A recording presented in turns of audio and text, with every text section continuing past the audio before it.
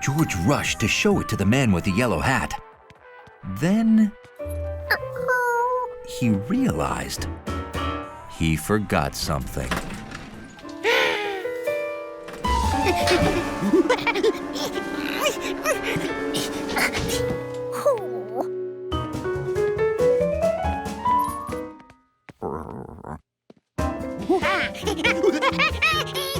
George, what's wrong?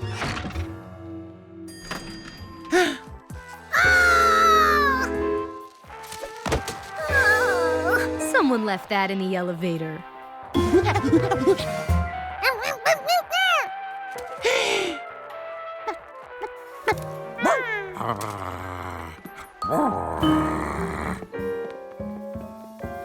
Oh! George, did we bring the skunk home in the basket? We have to catch it without scaring it, or, you know. Oh, we can't let that happen. Split up! Catch that skunk! The skunk was pretty confused to wake up in a strange new place, and it really wanted breakfast.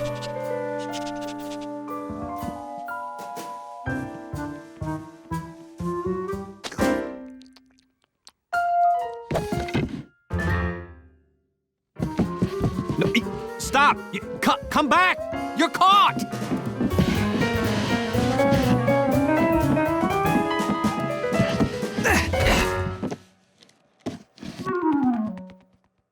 Oh, boy. Stop! I'm organizing one elevator trip for all the floors to cut down chances of scaring the skunk. Skunk? Shh! Don't do that! Right. Sorry.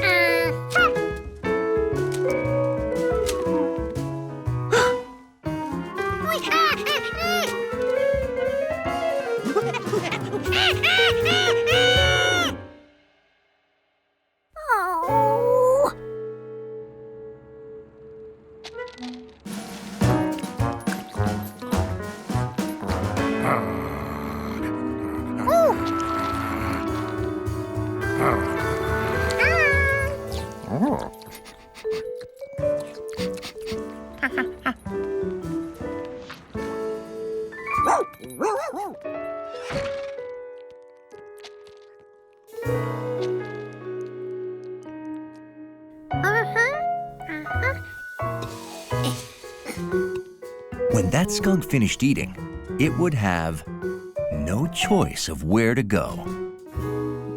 The coast is skunk clear. Okay, going down. Wait for me. Zubul, don't frighten it. Oh, this is Jeffrey. He's a domesticated skunk. He's odorless. Ah, so that's the skunk that George saw. Wait till George finds out we were all worried about nothing. George's plan was working. In another second, that skunk would be captured by monkey ingenuity.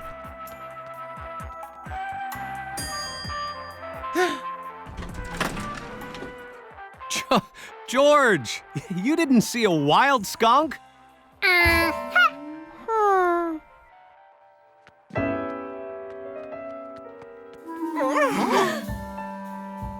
Oh, yes, you did. Don't anyone move!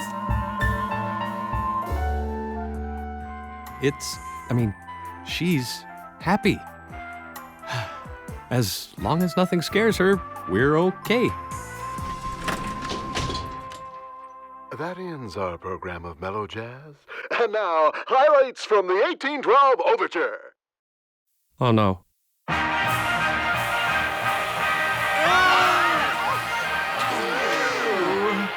Huh?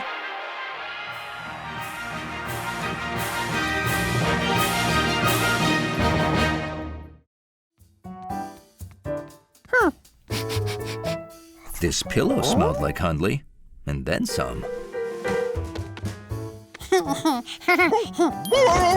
Hundley sure didn't like to share his pillow.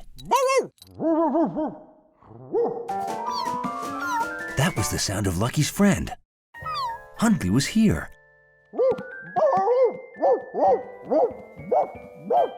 No doubt about it, Hundley was inside this thing.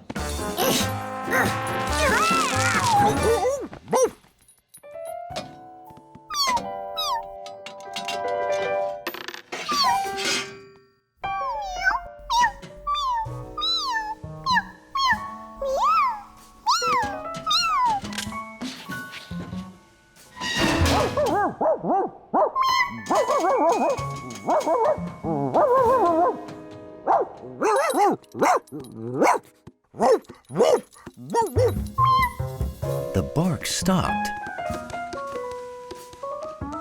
But Lucky was sure Hundley was in here somewhere.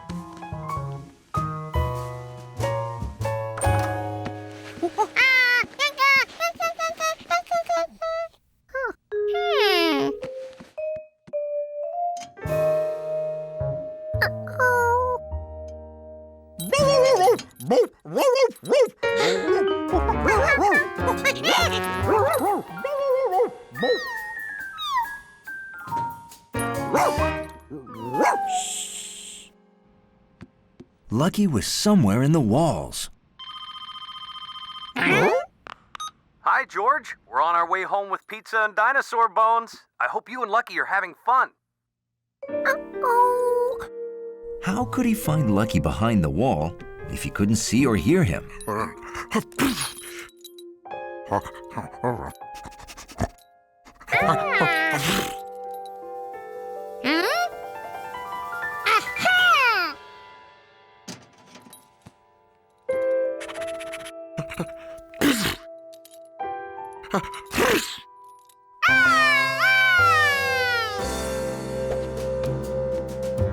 At that moment, Hundley realized every undignified moment of his life involved George.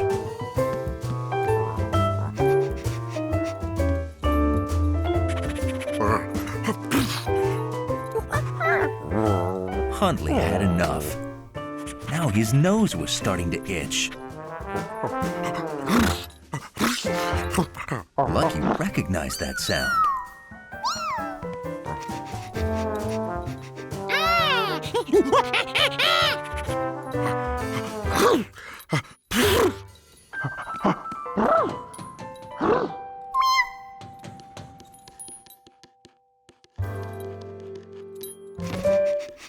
George had to hope he was right.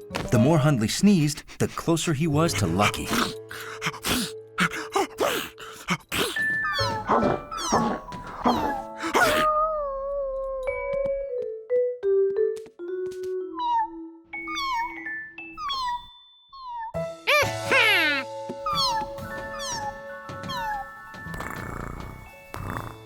George knew exactly where Lucky was, except he was still inside the wall.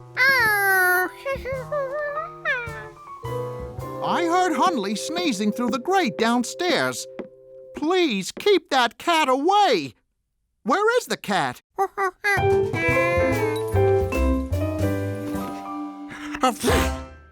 Oh, boy. Nobody move.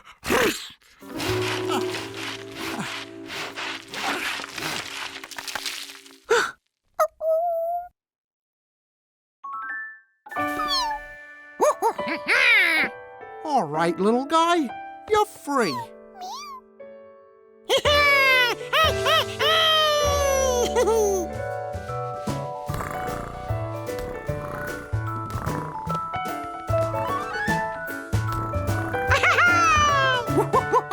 Oh, George, wait till you hear about the weird digging we did today. What? I'm learning that sometimes it's better not to even ask.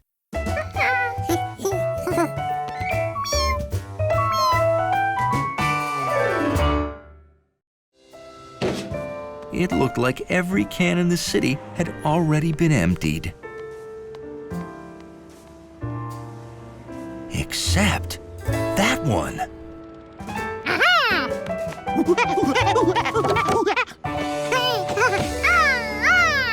All he had to do was wait here, and the truck would come to him. Hiya, Giorgio.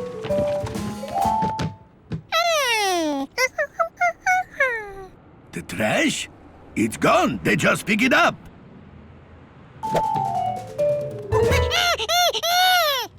You think I forgot to put those out? No. They pick up bottles and paper for recycling tomorrow. Those go to the recycling center. Trash goes straight to the landfill where they dump everything. Now he knew where to find that truck. This is my last lap, George. You better head home now.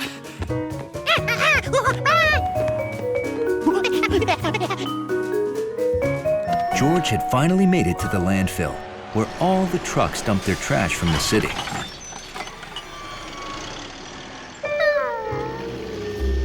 Finding one yellow hat in all this trash was gonna be impossible. Without my yellow hat, I'm not me! But George didn't know the meaning of the word impossible.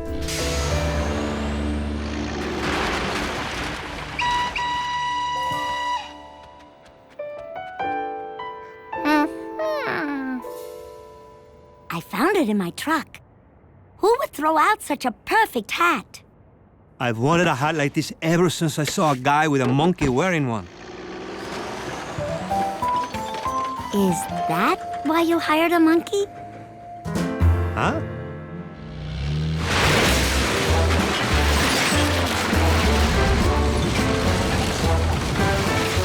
Stop! You're making a mess of my garbage!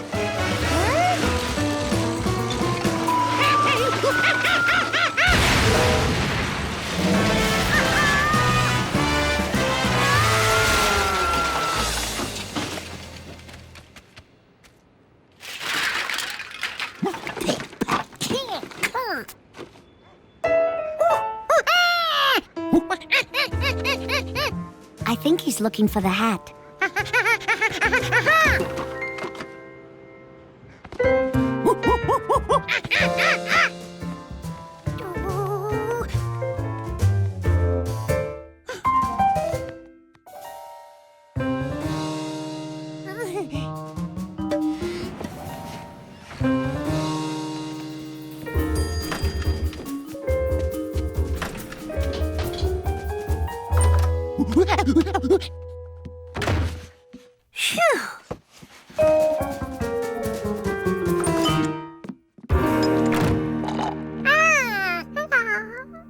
George, you were supposed to put all these boxes in the trash.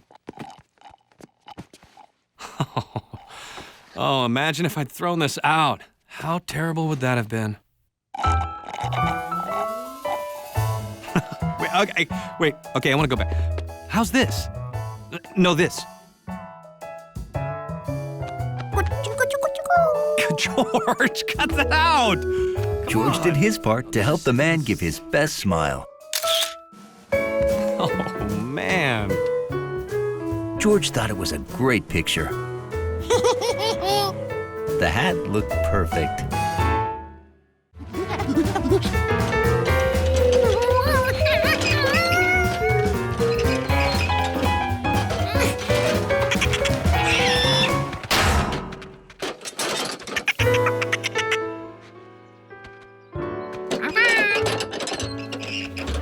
What George really needed for his test was a smooth, flat surface. A smooth, flat, hard surface.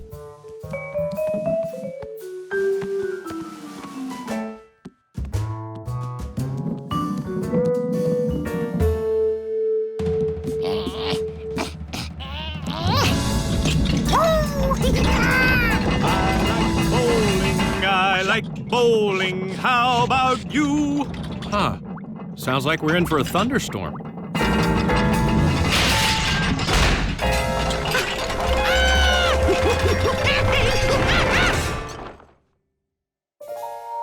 George? George, what was that loud noise? Oh, George, no. I heard that all the way upstairs. It's okay. I don't want to scuff them before the tournament. Ooh, it's time. We've got to hurry or I'll be late.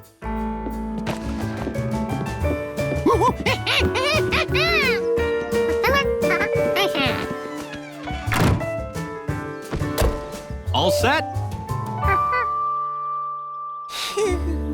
George couldn't wait for the man to open his bag and find the polished bowling ball.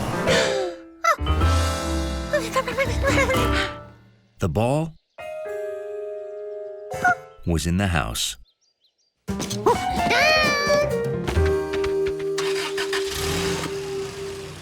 Okay. Bowlmore Lanes, here we come.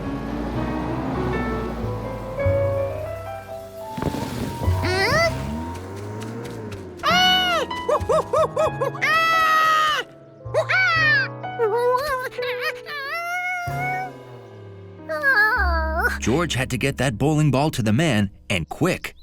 But how?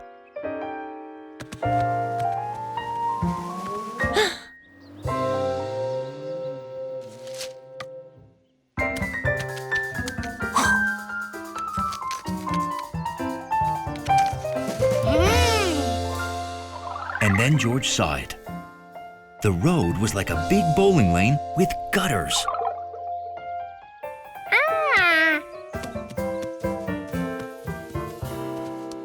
The bowling ball was good at rolling downhill. And if there was one thing George was good at, it was rolling gutter balls.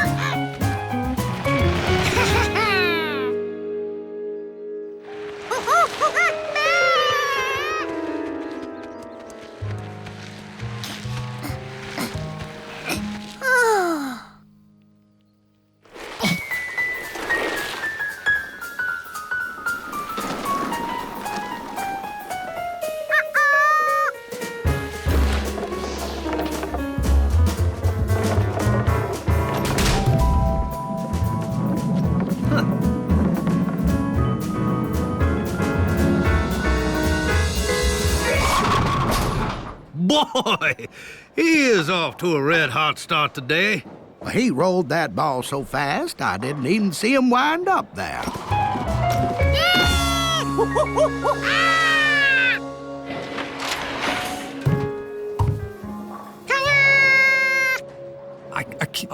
Do you know what just happened?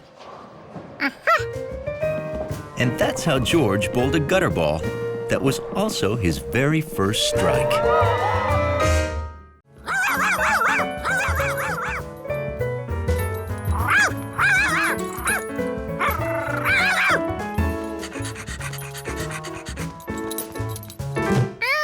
Where was he?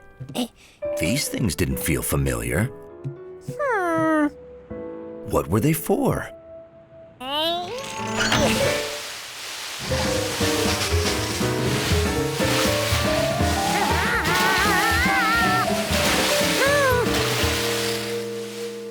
What's that sound? Sounds like a hose. Our hose?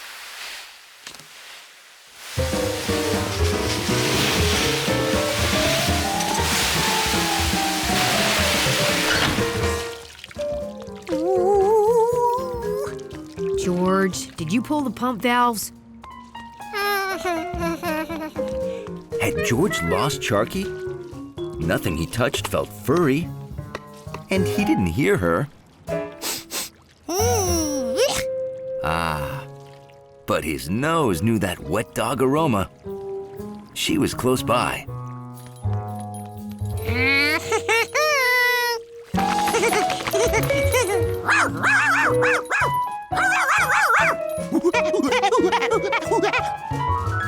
Why don't we get any normal visitors here?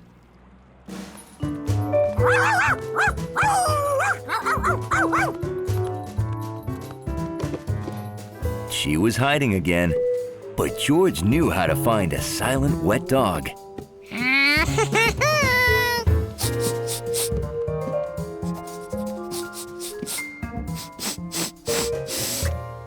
Fur. He'd caught up with Charky, but it didn't smell like a wet dog. And this dog was too small to be Charky. This dog was a cat. Delicious smell plus a cat, he knew exactly where he was. With gnocchi at Chef Pischetti's place. A place with great food is exactly where Charky would go.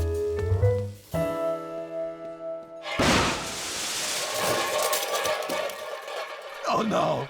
What have you done? My pasta! You know, normally if I heard yelling followed by crashing, I'd worry it's George. But he's at a party.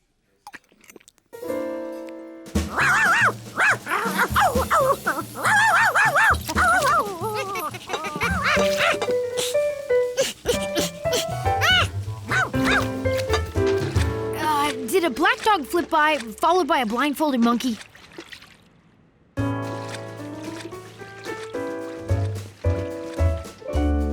How come everybody in town's seen him, but I can't find him?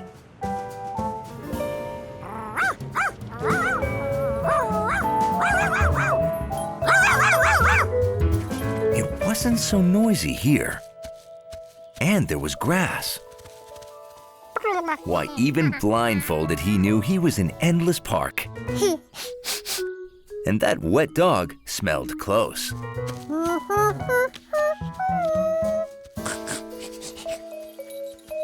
George smelled and touched and found something that felt like Charky. When he heard her bark, he knew it was Charky.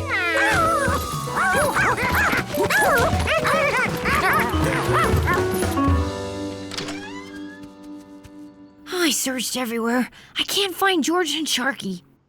Did you look there? Now just take one swing this time, okay?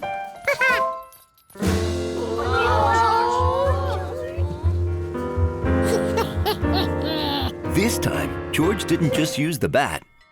He used sound.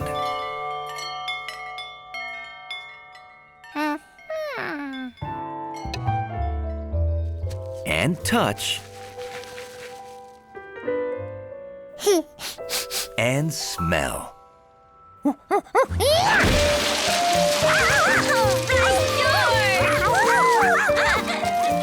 taught him everything he knows. George had used all his senses except one to find the piñata, and that one was taste.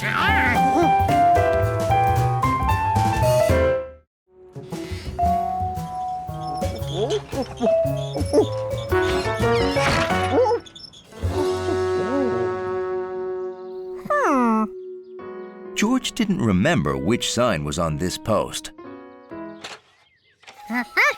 So he picked one that looked good.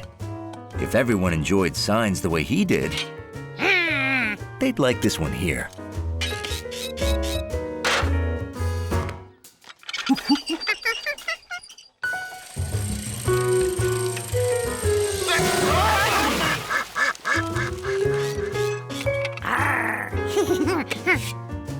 Choosing where to put the signs was as much fun as collecting them.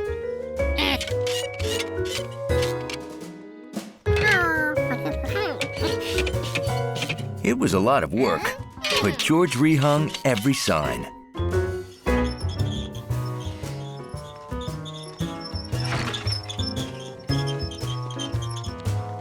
Thanks.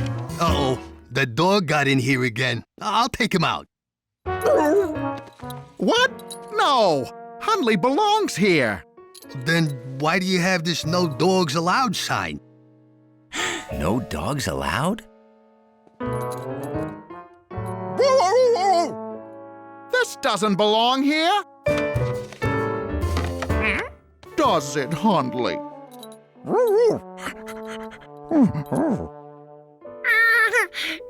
Wait a minute. If this sign had meaning, maybe all signs did.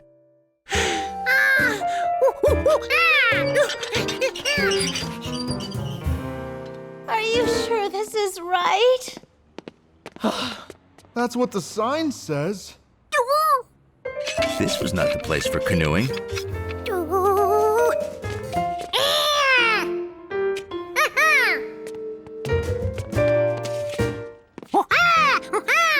Hey, it's this way! We made it! Get the oars out! I thought you brought the oars. If canoes belonged near the lake, a bear would belong near woods. Honey, we found the picnic tables. Don't feed the bears? There are bears here? Run! Then again, maybe a picnic table would be more appropriate.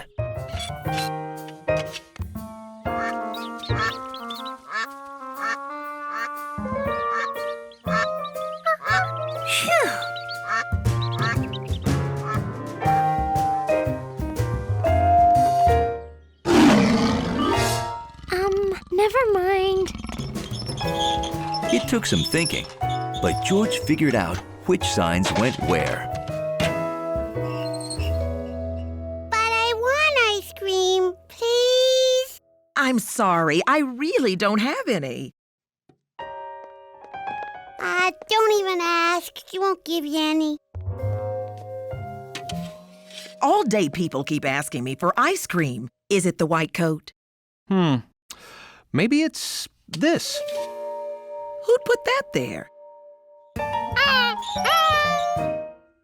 George, have you been moving signs? That must be how we lost our no dogs allowed sign.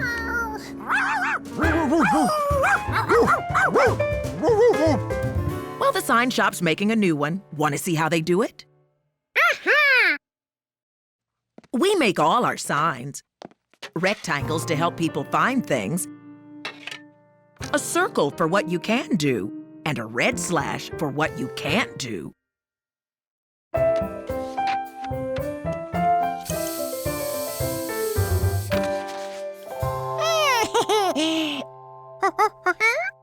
You want to make a sign? Here, I'll help you put this up. George knew just the sign he wanted to make.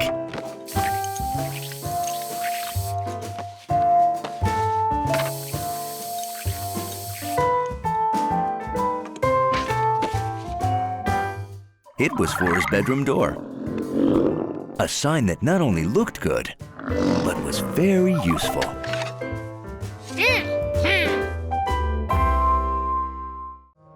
Mrs. Pischetti must not know how to count.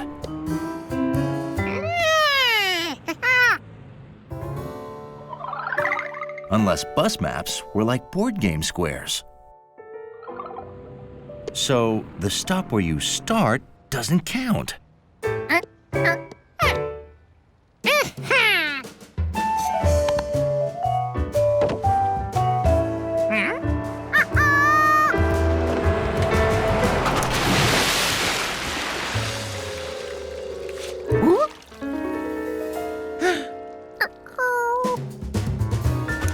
George didn't have time to wait for the next bus. Thank you, Monkey.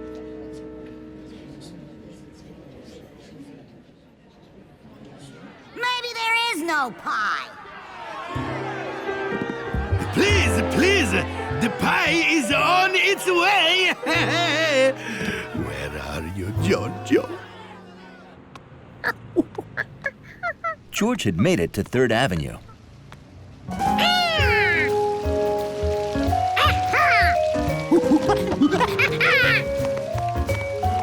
Nettie said, find the fountain, then go 3 buildings to number 33.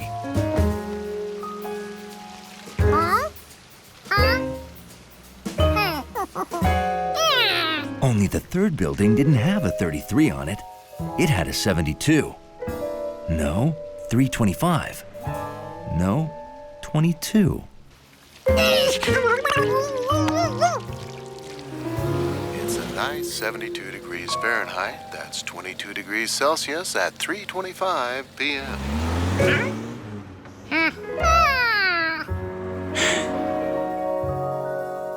There was the 33 building.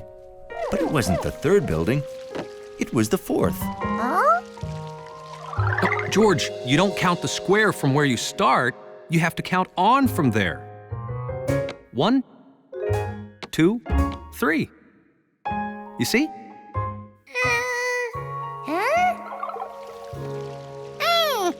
Of course. You must count buildings just like squares on a board game.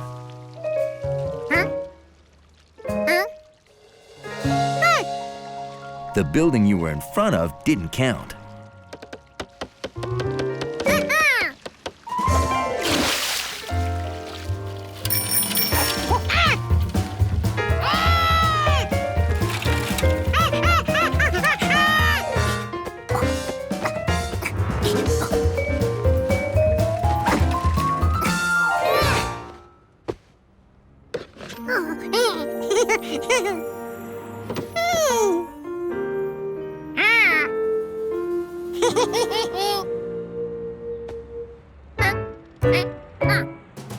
Why use an elevator if you were practically at the 3rd floor?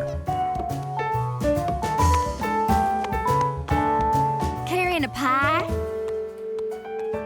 Is it a brown monkey? Well, then I think he just came through the window.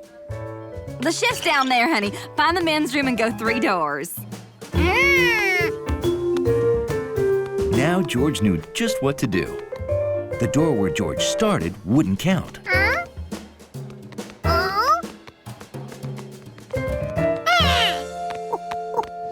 Of course, I don't think I overstate the matter when I say timing is everything.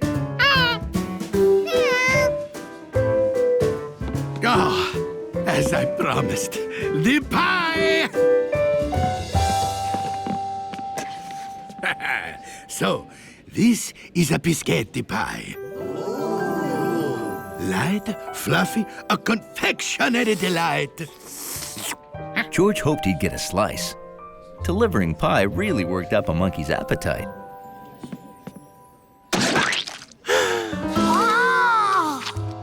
When you order from Biscottis, we guarantee your pie-in-the-face gag will never fall flat.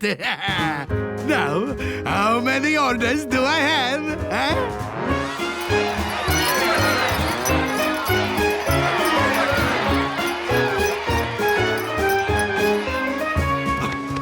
Giorgio, thanks to you, my new clown food supply franchise is off to a roaring start.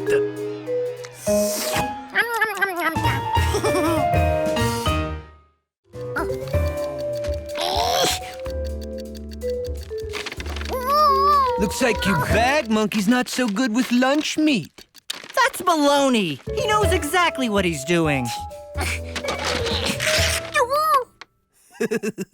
This competition is so in the bag. You almost had it.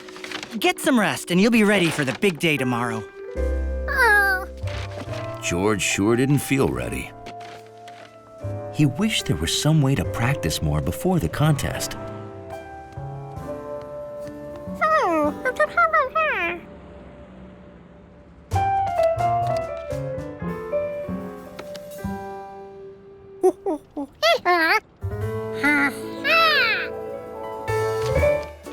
George realized it wasn't just food he could practice fitting together.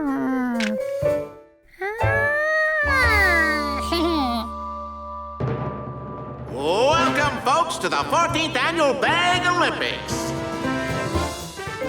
Our contestants are warming up before the 3-round bag elimination contest.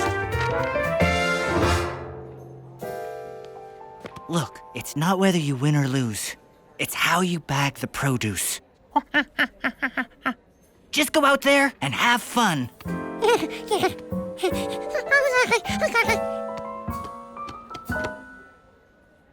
On your marks, get set, bag!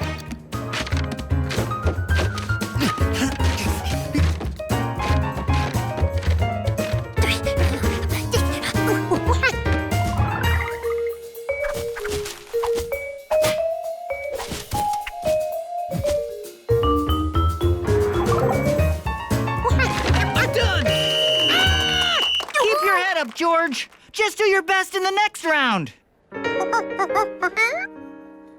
On your marks, get set, bag!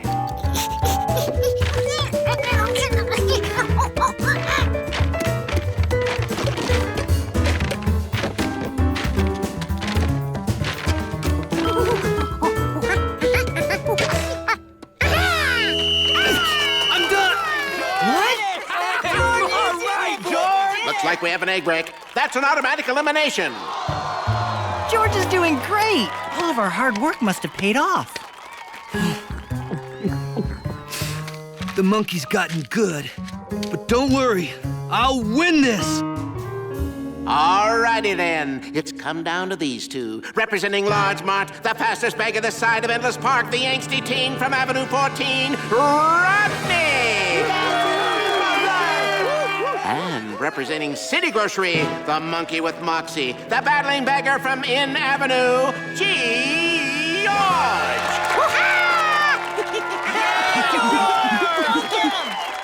Beggars, are you ready? Yeah, ready to win. On your marks, get set, bag!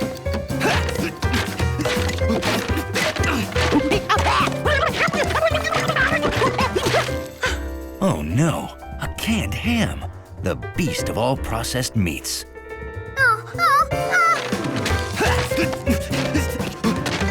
Think outside the bag, George. Yeah.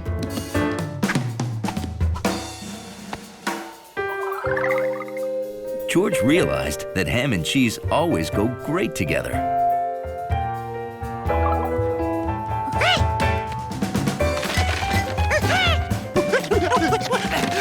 Yes! Done! Me! It's all me! And the winner is...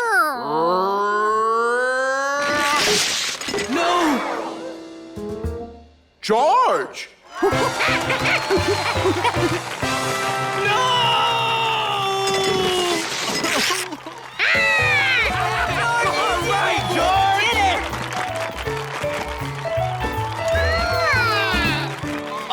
Great job, George.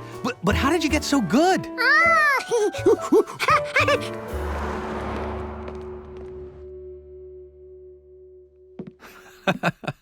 I am impressed. Too bad there's no room for your trophy.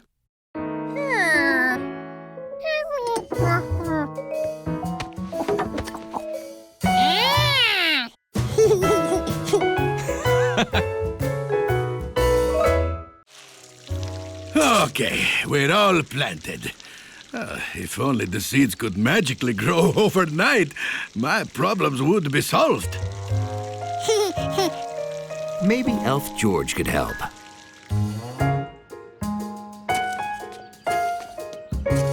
He needed to count how many carrot seeds were planted. And then he had to get the same amount of carrots from his refrigerator.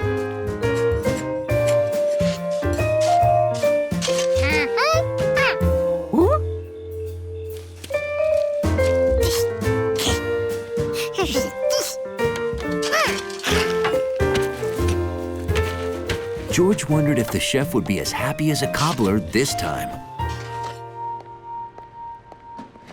Well, I'm going up to water the garden.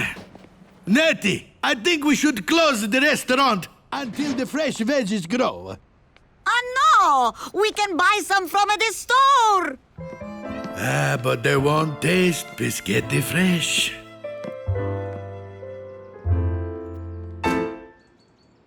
Oh, look at this! Natty, Gnocchi, look! It's a miracle of carrots! It's impossible, Chef. Carrots can't grow from seeds overnight. I told you. But they did, and I need to know how it happened so I can make it happen again. So, could you study my dirt? I'll give you free pizza. Okay, I'll run tests. Can I keep the carrot? Nope, sorry. I'm making soup.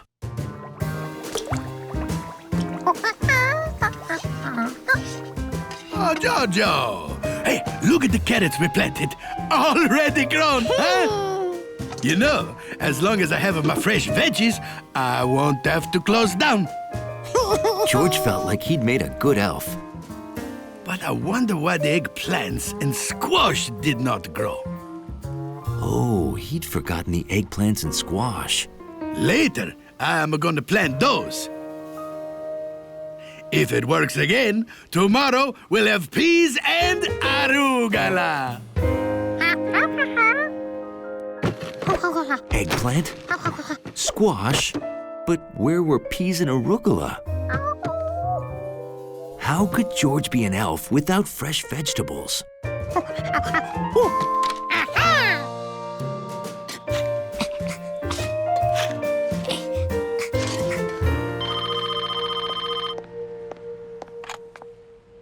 Hello, Professor Wiseman.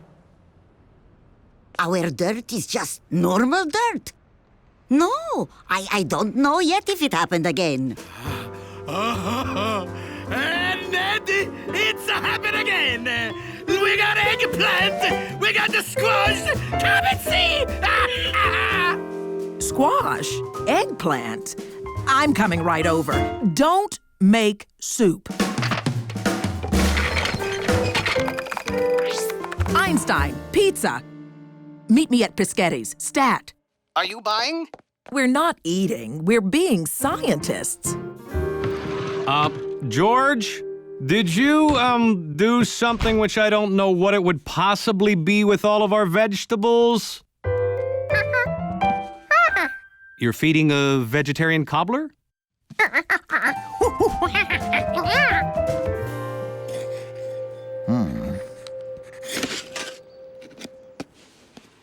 Did you plant a can of peas? They're growing in cans now? Natty, call the TV news!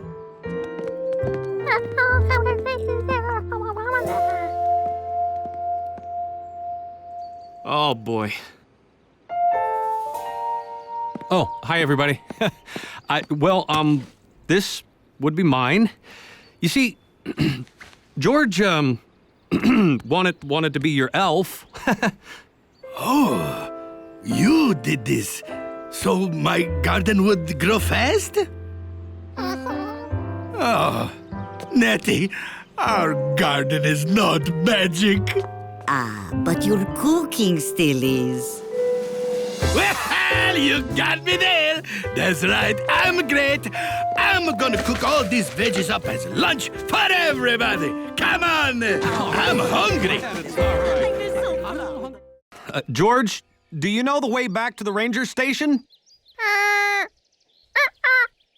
Well, no problem. I've got a map. But we've got to get it to George. I know how to make a perfect straight-flying paper airplane. Here it comes.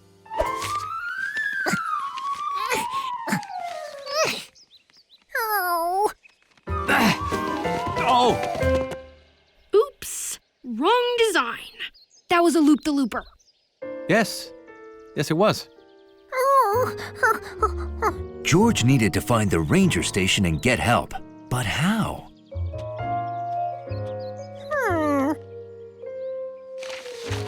These were all the places they'd passed.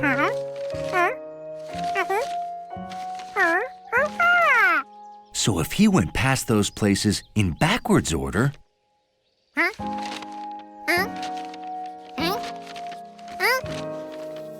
they'd lead him to the ranger station.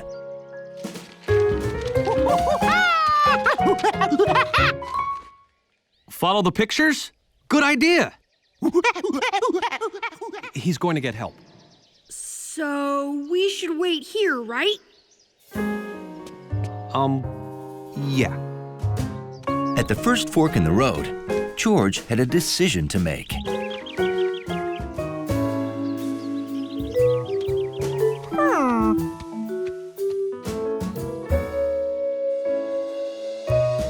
That was the same craggy tree.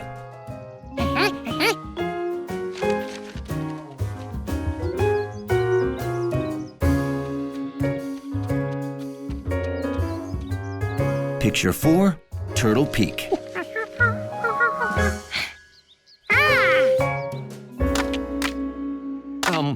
Bill? This is how you start a fire. Bill, we don't need a fire! Did you know many parts of a tree are edible? At the next trail crossing, George had a problem. How could he find the beaver lodge if he couldn't see it?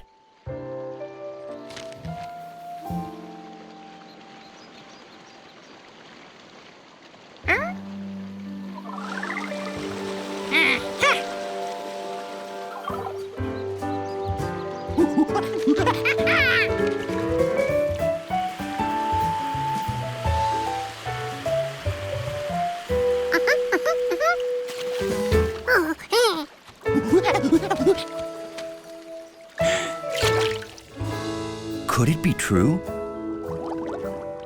Beavers really did enter their homes underwater.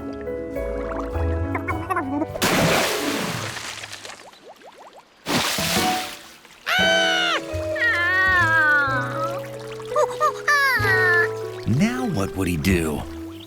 This is bad, but I can think of 56 different ways it could be worse.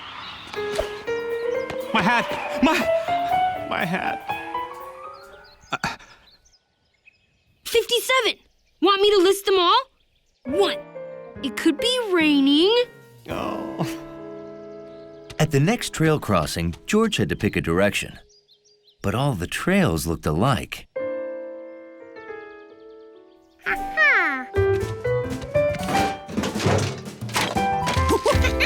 George had never been this excited to see his own garbage before.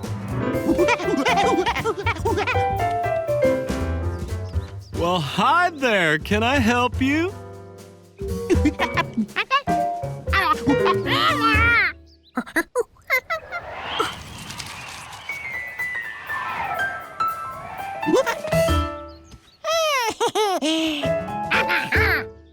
Oh, I gotcha. I'll go get my rescue gear. Good work, George. My hat. You know, George brought me right to you. He is quite a tracker. Hiking was exciting. George couldn't understand why more people didn't do it.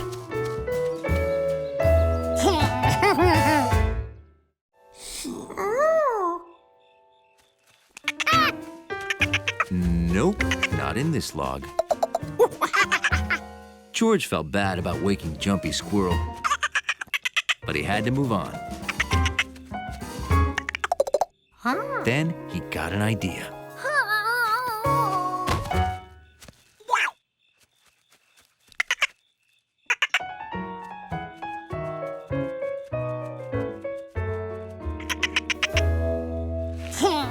Playing possum had its uses. I got another call about the creature. This time, a stampeded cattle at Rankin's farm. But let me reassure the kiddies that this is all in fun. The creature's only a legend.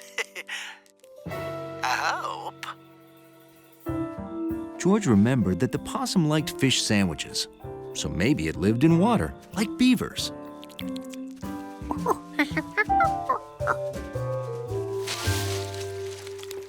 Raccoons must be nocturnal too. But his possum showed no interest in living in water, unless he lived in a boat.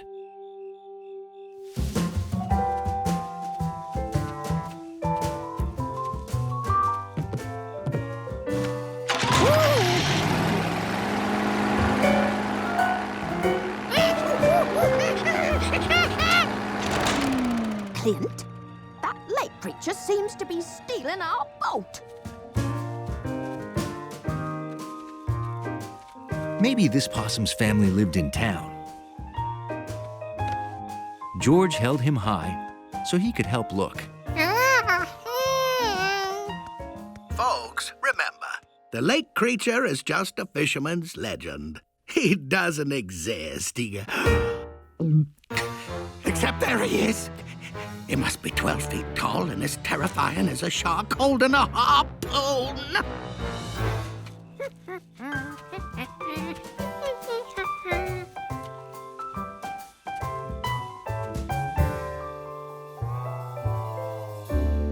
It was getting later and later, but George still hadn't found the possum's home.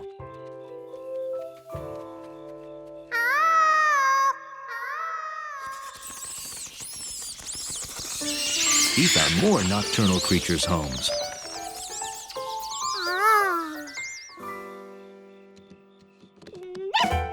He found daytime creatures' homes, too.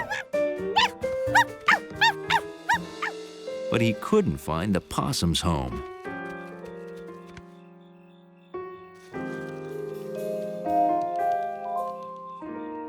He was so tired, he was imagining possums everywhere. Or was he?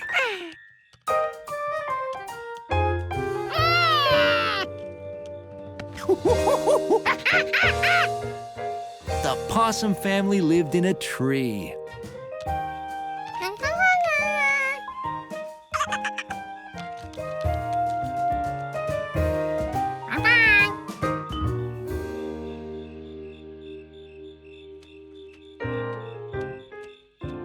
George? Kind of late for a stroll. This has been quite an evening. Citizens report and night creatures.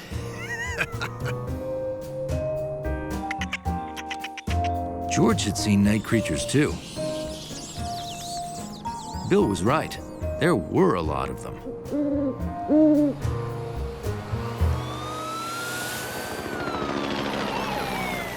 But Bill was wrong about the town. Lock your doors. No telling where the creature will appear next. It wasn't at all quiet at night.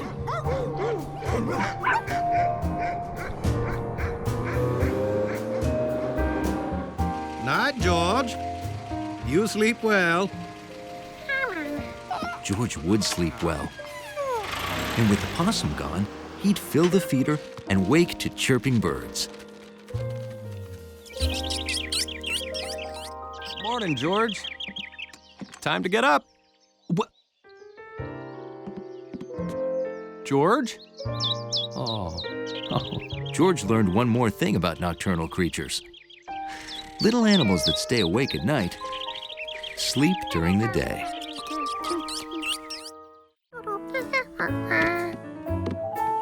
That's right, it's okay. We'll be there on time this time, all right? George gave himself another hour so he'd be sure to see the blimp at sunset. Ooh, just make sure you're on time. Oh, don't worry. I'll be early. Hey, you've still got some playtime left, George. And I've still got a lot of time left to read. Wow, I must be getting faster.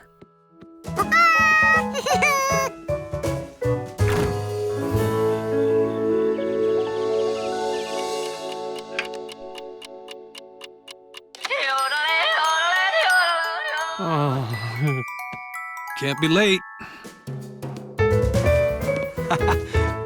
Jelly donut? No, thanks. I thought you were going to get here early to talk to Mr. Roughweek. And here I am, bright and early. He left 2 hours ago. What? I should... That's not even possible. He'll be here for only a minute tomorrow. Last chance. There's got to be something wrong with my clock.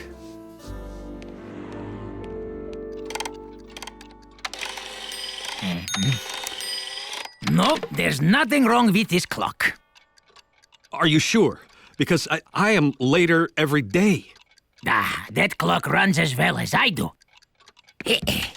Okay, I'll go get your other clock and watch. Yeah, no rush.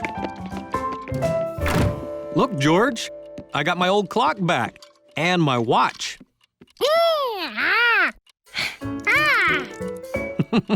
That's right. You can adjust it just like the big clock. Boy, I hope you're more reliable. Sorry, Olga. It's nothing personal. Ooh, I'm gonna be late for book club. If only there were more hours in the day.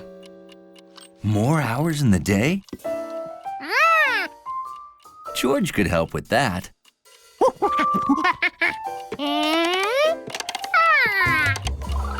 Oh, this is great! I'm on my 27th book, and you may never have to go to bed again.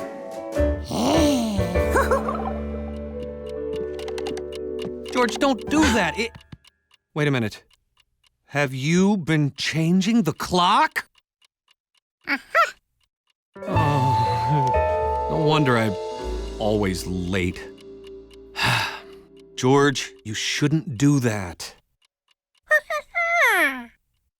Well, because our clock has to have the same time as all the other clocks.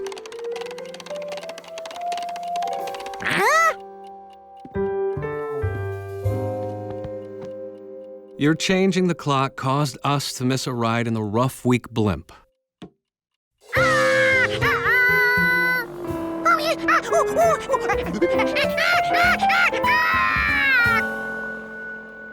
Well, we do have one last chance.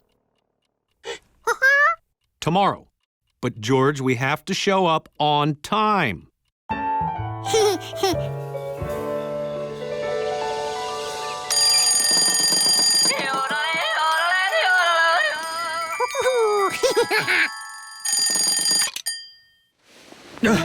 Can't be late. Mr. Roughweek, this is the man I was telling you about. I'd like to set up a blimp ride. Too late.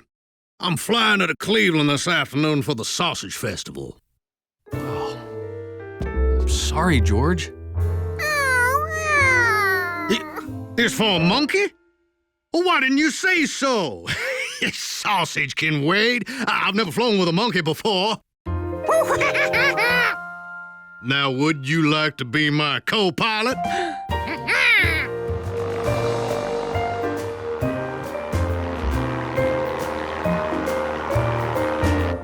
Wow.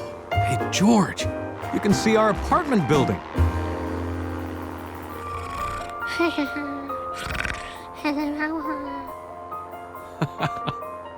I guess staying up late all week is finally taking its toll.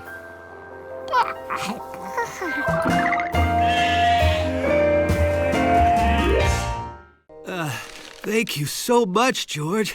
I hope this works. What else did you get? A hot water bottle, anti-snore strips, a hard pretzel. The man with the yellow sleep cap took the medicine and went back to sleep.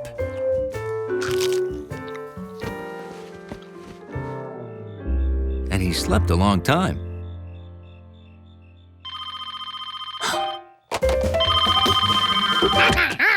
Shh, shh. Ooh, you sound worse than I thought. Now, I know you're working hard on those changes, but we need to change the changes.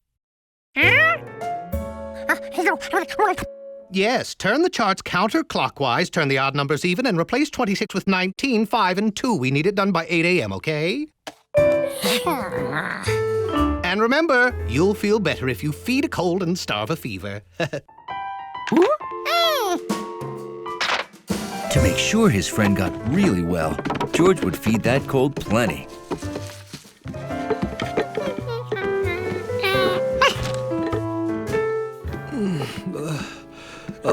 Hi, George. Wow, that's a lot of food.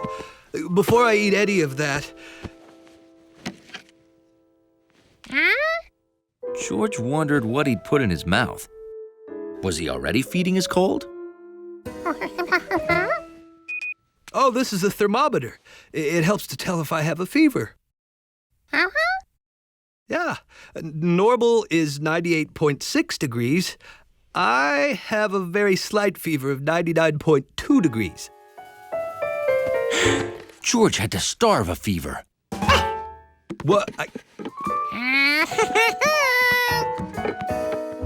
Oh, well, I guess I'll figure it out when I feel better.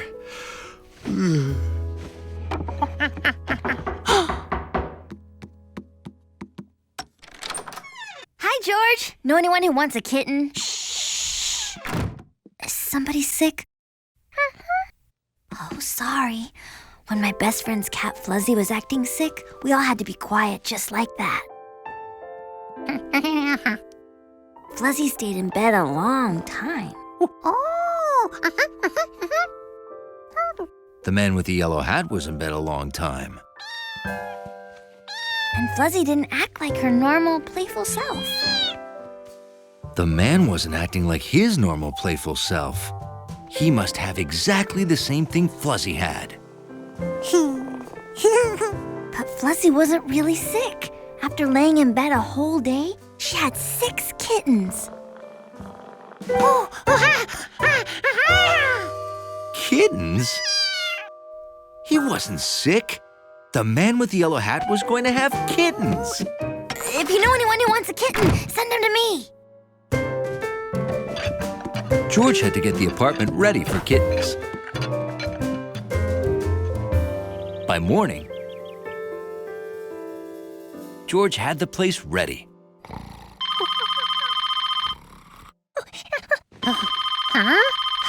What? Hello?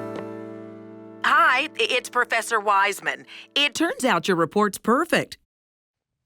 We don't need any of those changes. Oh, changes? I'll make sure you get a bonus for doing all that difficult extra work while you were so ill. I didn't do anything. Oh, you're so modest. Thanks again.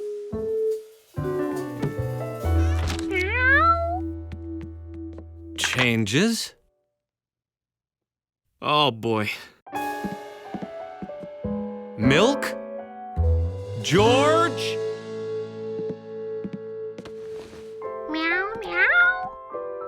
Meow. Why are you meowing? Did I miss something? George was very happy the man with the yellow hat got healthy without having kittens.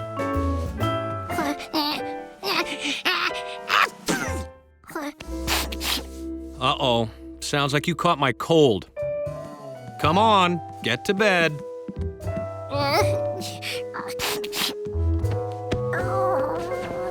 Having a cold wasn't such a bad thing. At least he wasn't having kittens. And it was going to stay secret unless George got that bookcase open.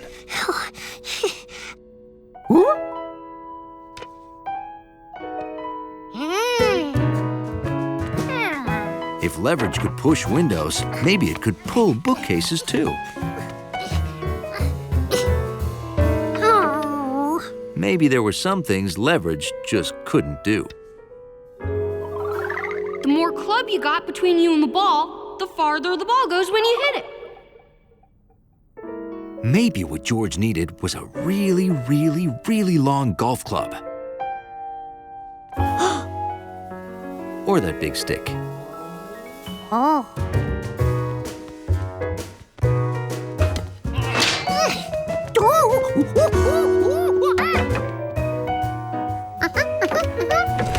There was nothing like a big stick to get you out of a tight place. Or into one.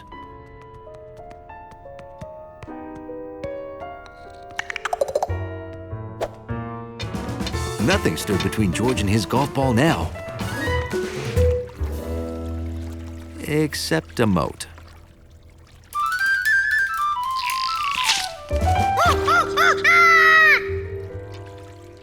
Luckily, George found a bridge. Unluckily, it was raised.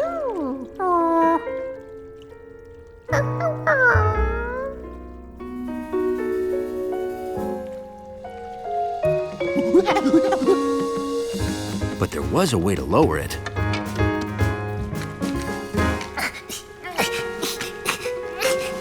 Which was stuck. If you could push windows and pull bookcases, maybe you could spin wheels too.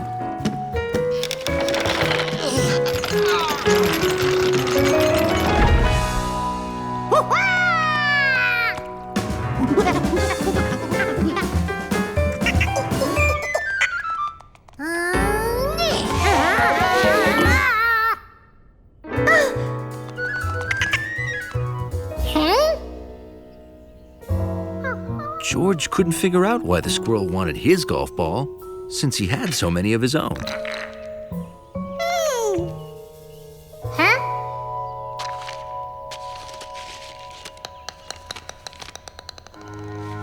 This looked just like the dragon Uncle Tam told the man with the yellow hat to look for.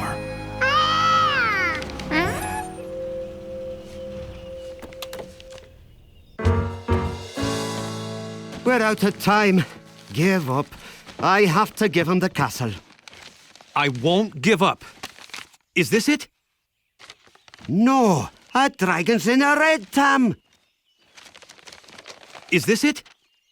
Not blue, yellow, yellow. Have you looked in the mirror today, laddie?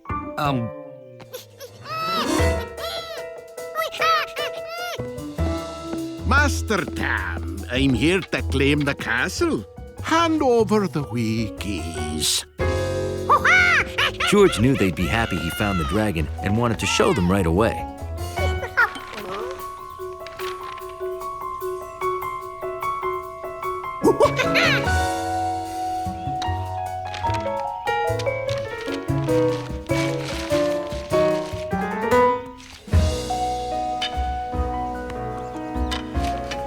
He needed as much leverage as he could get for this shot.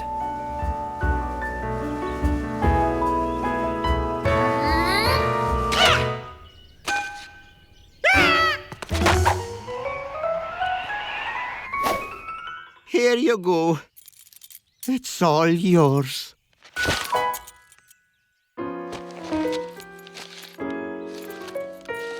I cannot believe it. It's a deed. Where did that come from? Oh, this is great! They looked even happier than George expected. Not only did Uncle Tam get to keep his castle, but George had his first hole-in-one.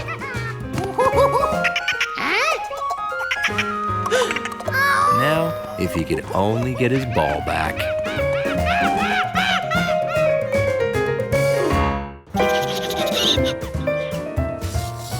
Bruno got out of the apartment.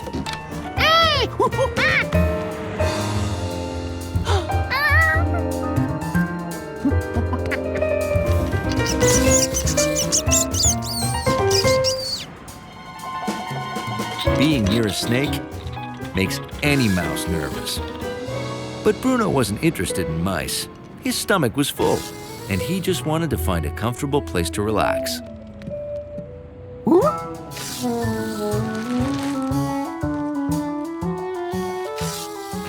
The coat was warm, quiet, and dark. A perfect rest stop for a snake.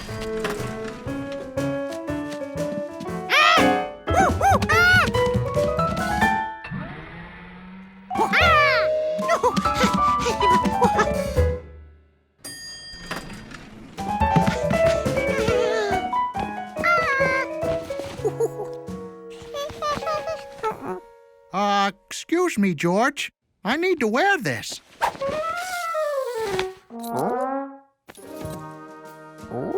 Hundley didn't know what that was. But if George was around, it was probably going to be sloppy. Oh.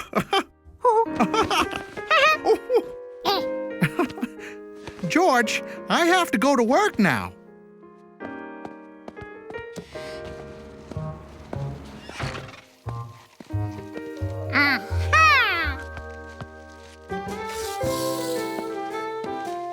Soft soil is always inviting to a gopher snake.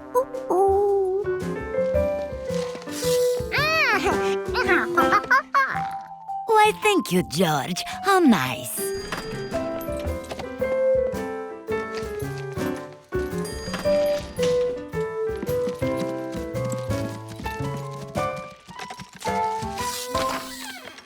I can take it from here.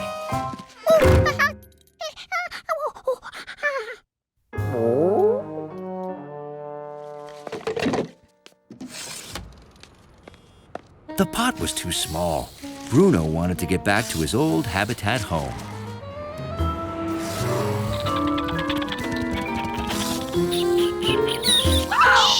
Benji and Willie wished they'd never left their habitat. Bruno thought the mice might know the way home, so he hurried to follow them.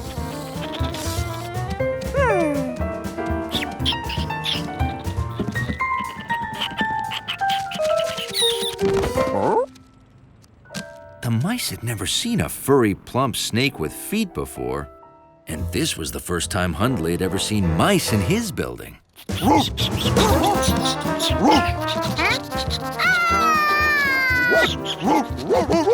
Benji and Willie weren't lost.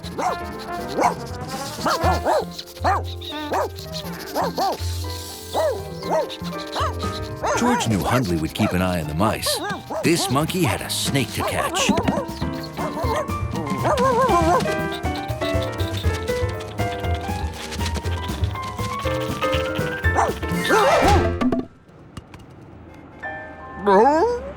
Hundley didn't realize he'd run outside until it was too late to get back in.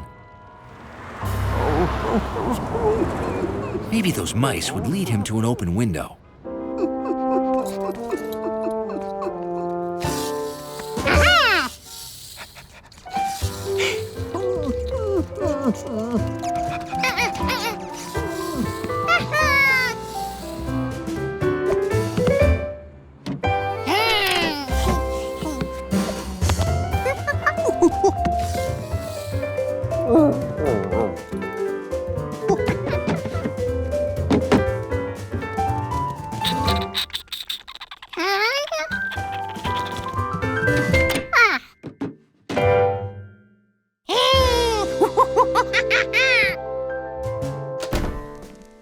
Hi, George.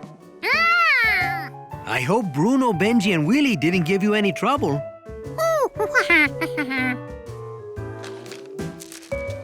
Everyone was happy, back exactly where they belonged. Why is Hundley in our sink? Well, almost everyone. Hundley planned to stay put until he recovered from his adventure.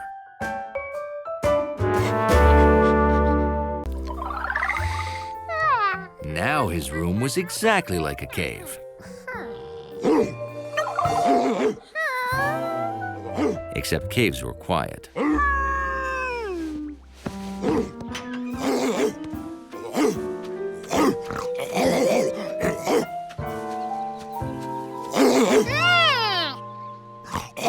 George didn't know whose dog this was, but he knew what stopped Sharky from barking: peanut butter.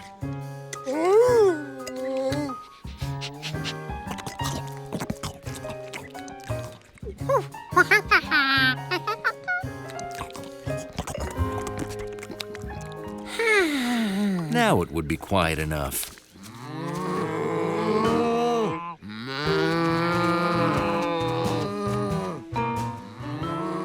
Well, no more peanut butter. How could he quiet the cows? Shh. Shh.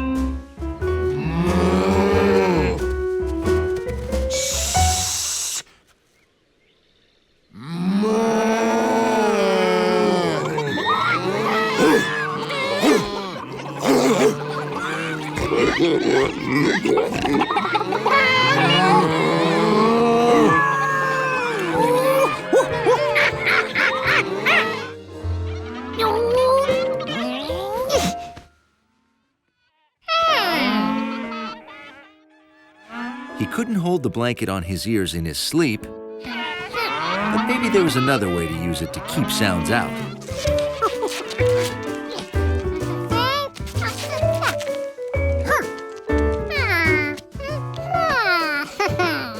now his cave was dark and quiet.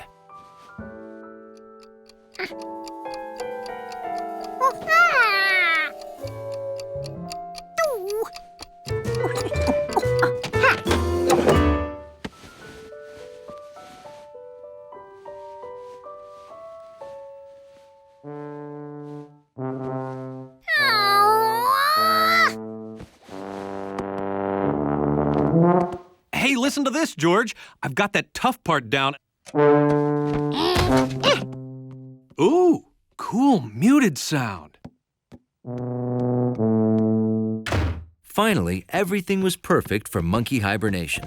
When George woke up, it would be springtime.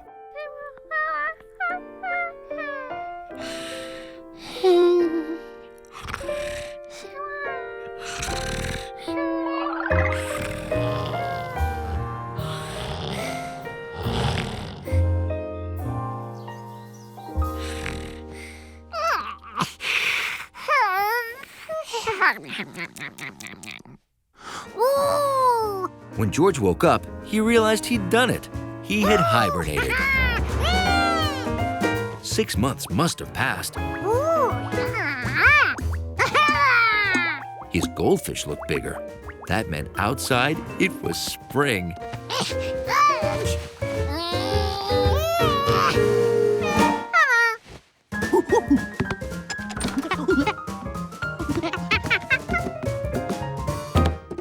Nothing was growing yet.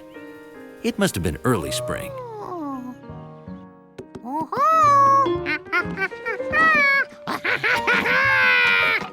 Good morning, George.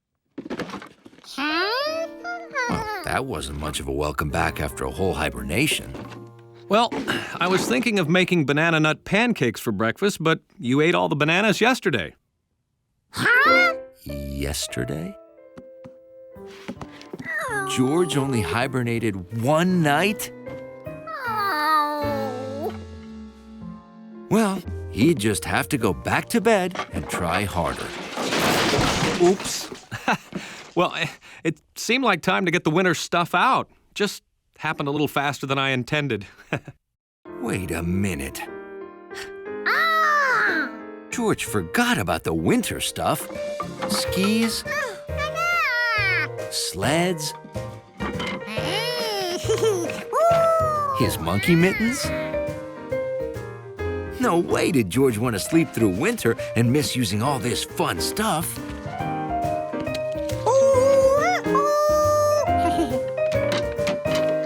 Maybe someday, bears would wake up and see what they're missing.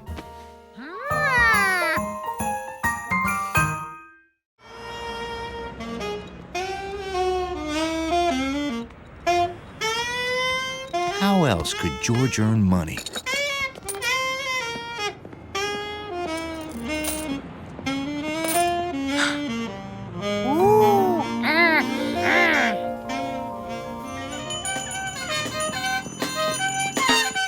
George thought Pescetti's would be a good location. But he wasn't making much money.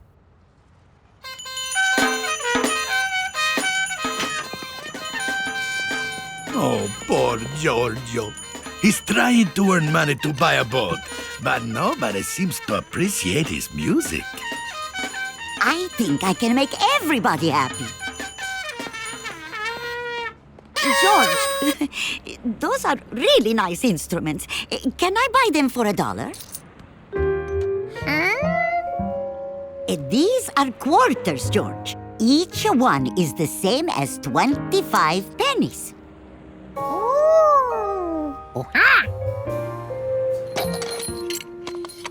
25, 50, 75, 100 pennies, eh? And that equals $1.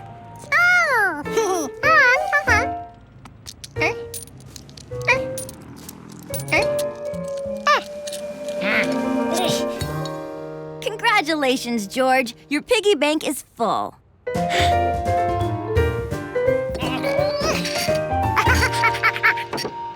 Now why don't we open your bank and see if a pig's worth of pennies is enough to buy the boat you want?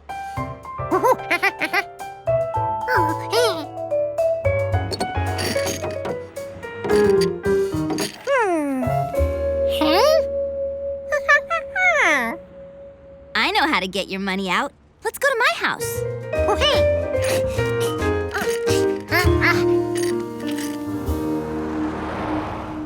With Piggy's help, George had saved his money. Now his big dream was about to come true. Here you go, George. This is the kind of piggy you have to break open.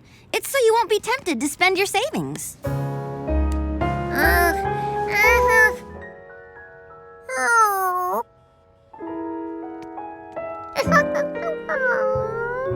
Oh, okay.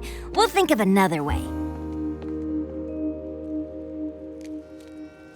Okay, go, George!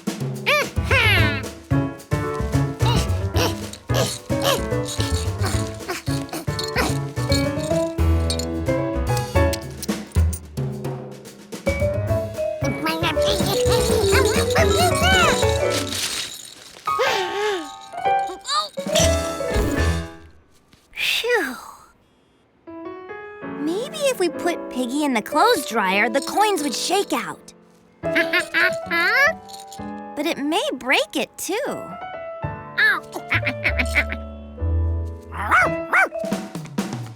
Sharky, stay! Sharky, no!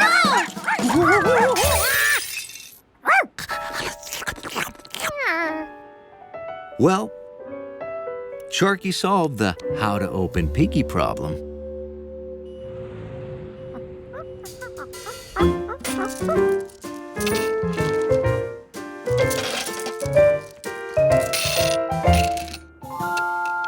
Well, it's $8 exactly. You have enough for your boat, plus $3 left over.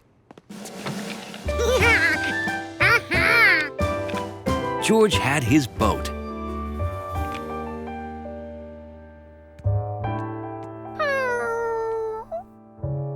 But he was gonna miss Piggy.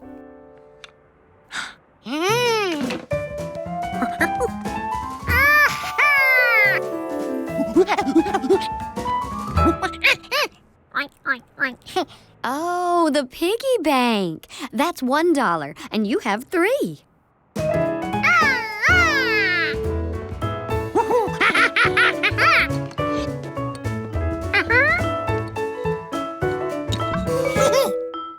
Any idea what you'll save for this time, George?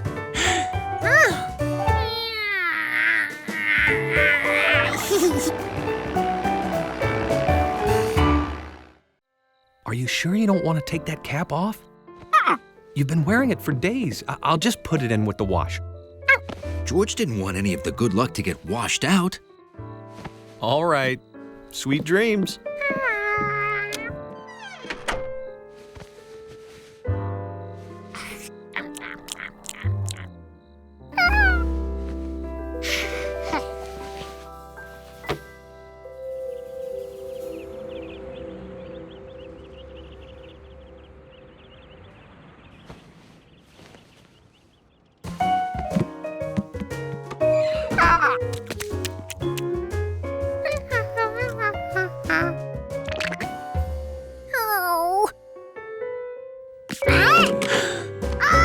No lucky cap?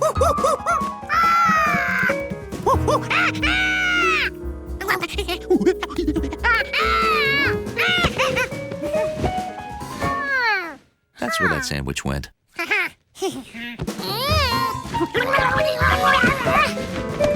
George, what happened? Oh, your cap? I found it on the floor, so I washed it. Here you go.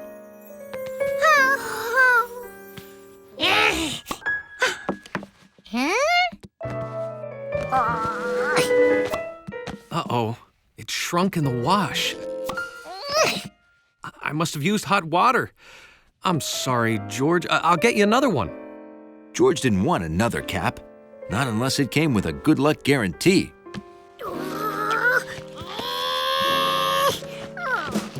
Steve's Ultra Mega Extreme Hopscotch game was in 1 hour. He had to get his cap to fit.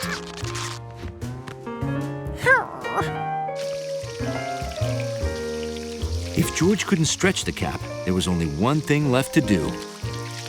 But no matter how much he washed it, his head just wouldn't shrink the way the cap did. Oh.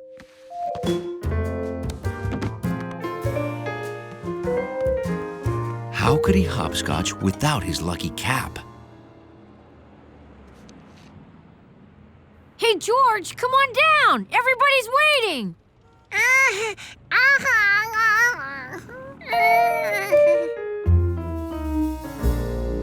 Okay, George, it's ultra extreme, so when you get to the flower stand, you have to stop and smell the tulips, then go under the flower stand. I'll bet he can't even get through it one time. As long as he wore his lucky cap, George figured he'd have luck. 1, 2, 3, 4, 5, 6, 7, 8, 9,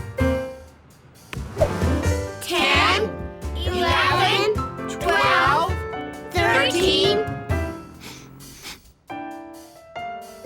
14, 15, 16, 17, 18, 19, 20.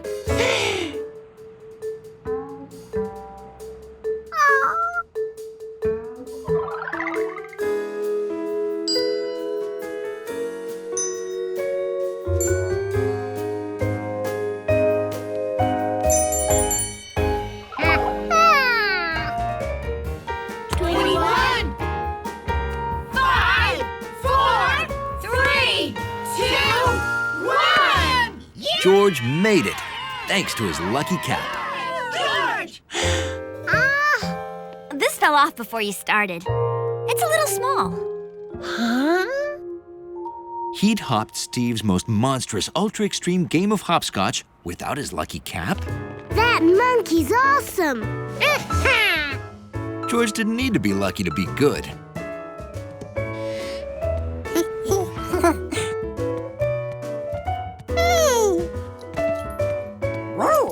It was the perfect size for a dachshund.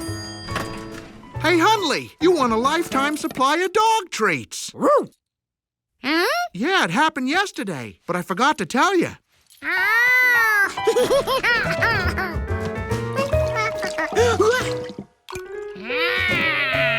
Hey, lucky catch.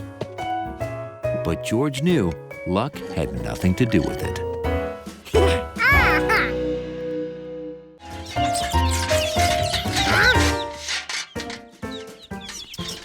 1, 2, 3, 4, 5. 5 chicks and 1 jumpy squirrel. Huh? That wasn't right.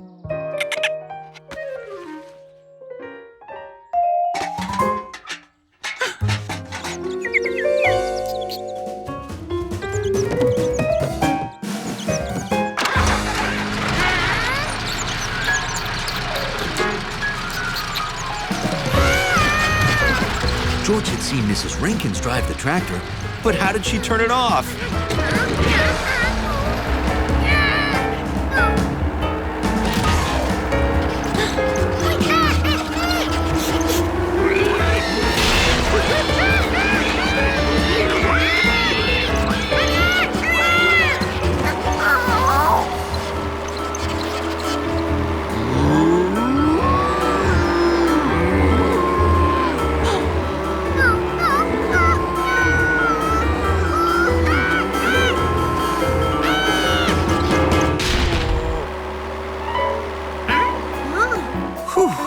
This side had doors too. But George still had to stop the tractor. Maybe working a farm was more than one monkey could handle alone.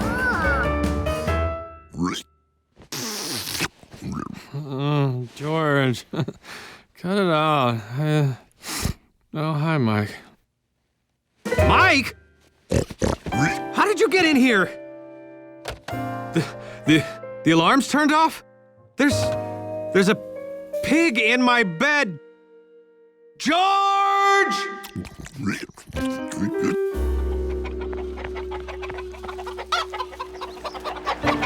George, what are you... How did...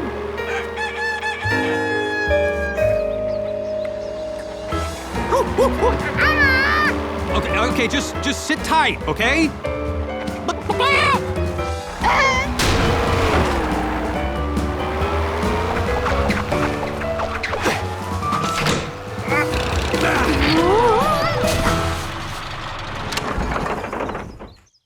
Are you okay, George?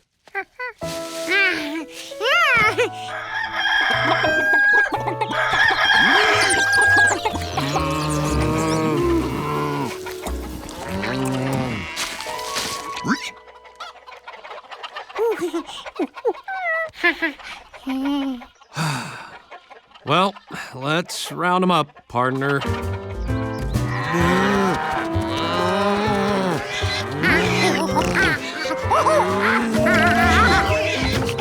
I don't know if you did that on purpose, George, but it worked.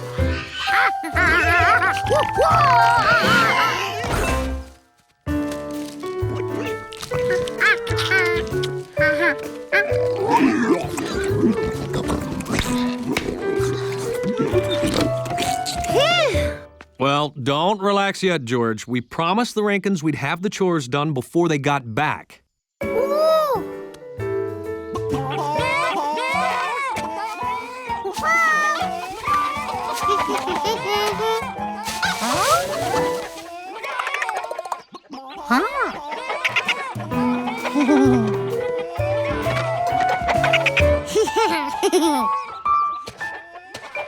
That's a dozen eggs. 10 plus 2.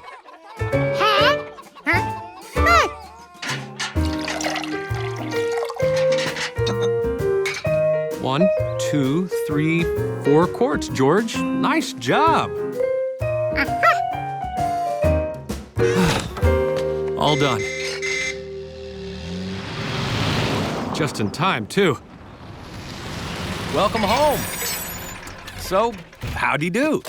Oscar won! He's the prettiest pig you've ever seen. It's official. Tough morning, huh? Well, actually, yeah. You know, because you're such a good farmer, huh? Yeah, that and the fact that Mike's on your roof. What?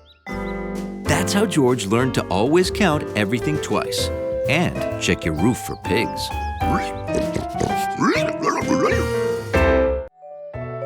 What did it hit to make that cool sound? He could find out if he hit things till he heard that sound again.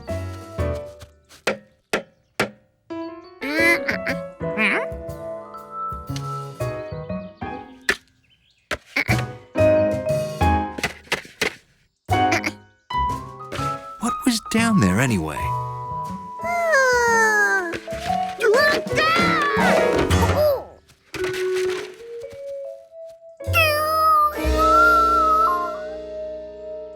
Okay, now. You two hold the ladder. All right, then. We just give it a quick couple of turns and... Not the ladder, the light bulb. Oh, sorry. Ditto.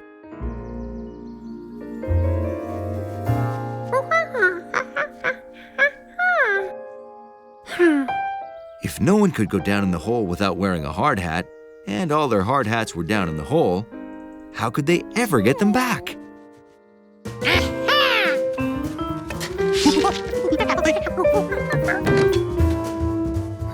The longer one should reach deeper.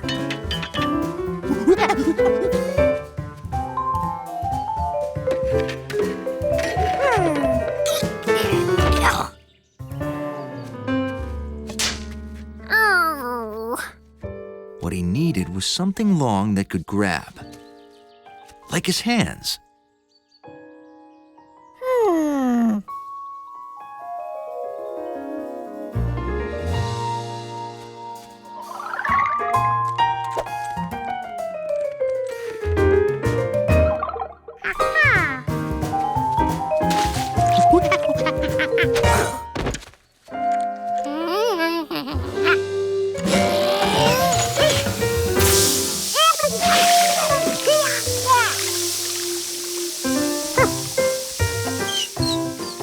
this turned the water on and off. Wrong way.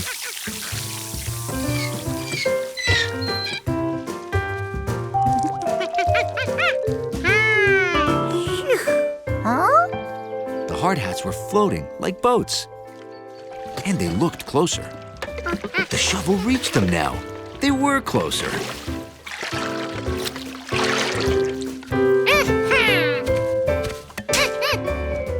If George filled the hole with water, the hats would float right out.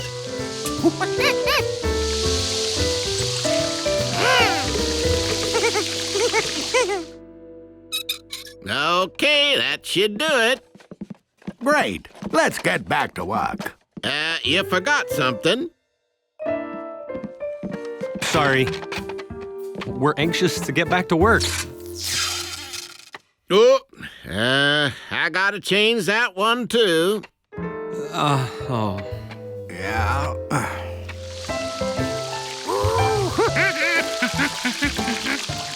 George never knew it could take so long to fill a hole with water. But he waited patiently, and the hats rose on top of the water.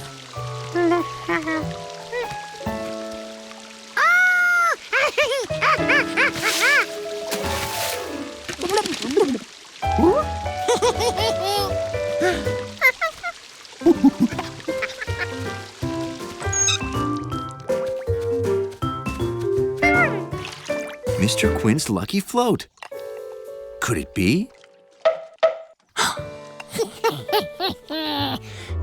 George knew what made the noise, and he had the hats back. So it all worked out. Except, how could he get all that water out of their brand new hole?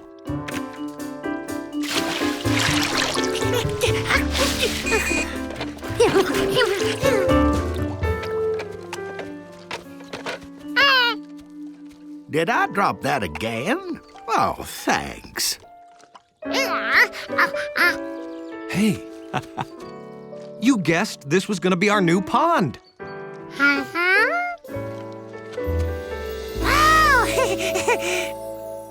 Well, let's clean up and we're done. Yeah. I thought I was gonna surprise you, but I guess you surprised me. Oh, twice.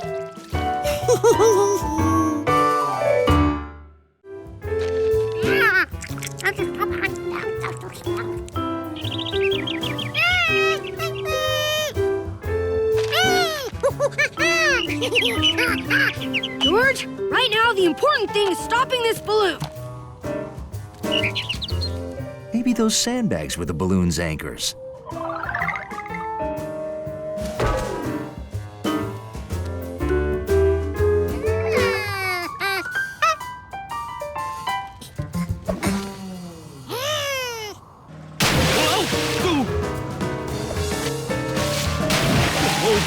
Steady, steady.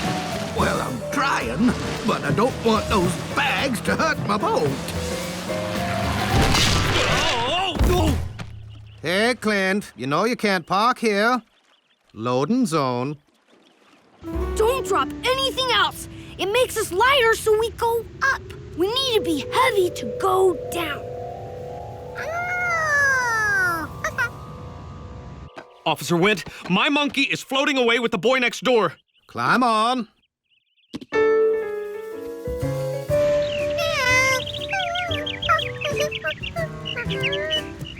It's okay. I'll get us down. Just stay calm!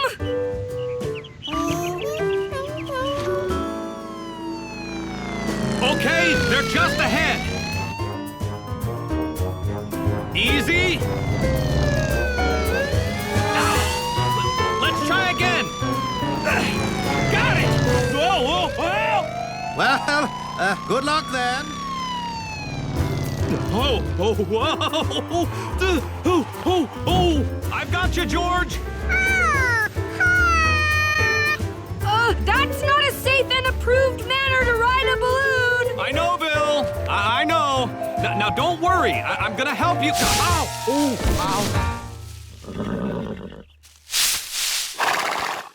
This is what happens if you don't follow the rules.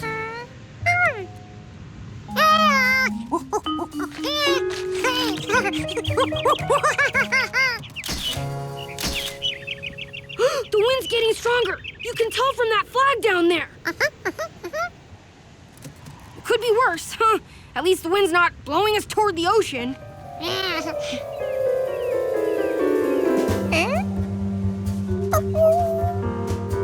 Oh no! The wind changed!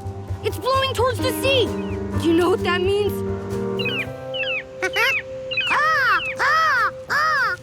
Well, yeah, seagulls. But also, we're gonna float across the ocean, and I don't know how to stop us! We'll probably land in some other country where I don't even speak the language and hate the food. I wanna go home! I wish I knew how you city kids stay so cool under pressure.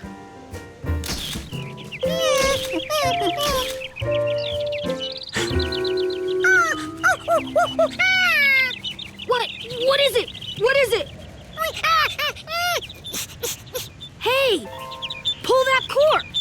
It will open up the vent and he can fly out the top!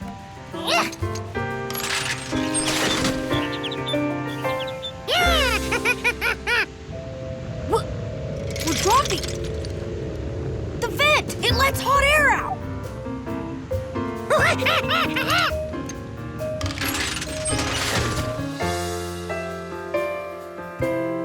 So that's how you make a balloon go down! George, you saved us!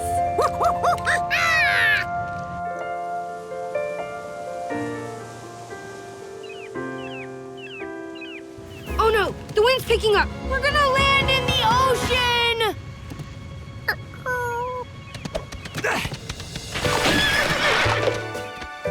I've got you, George!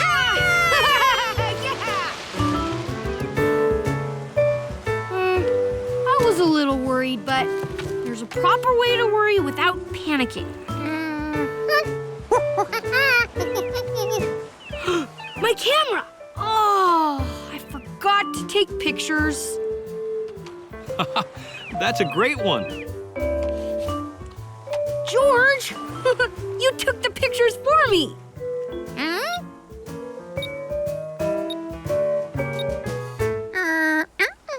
If I didn't and you didn't, how?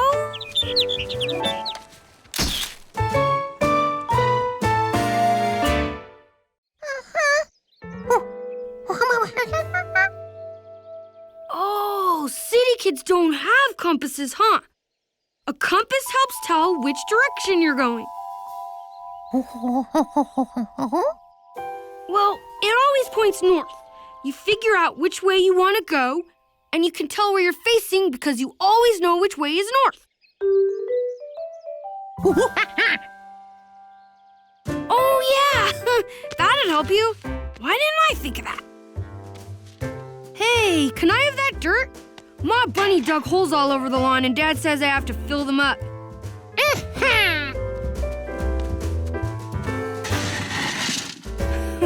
Boy, can that bunny dig. Thanks. Anything you want to borrow, just ask.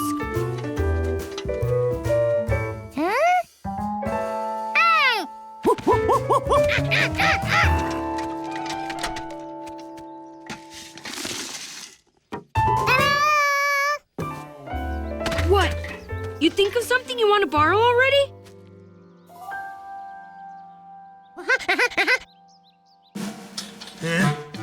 There. Okay, gophers, stroll in, eat delicious grapes, trigger the rope, gate slam shut, and wham! Gotcha, gophers!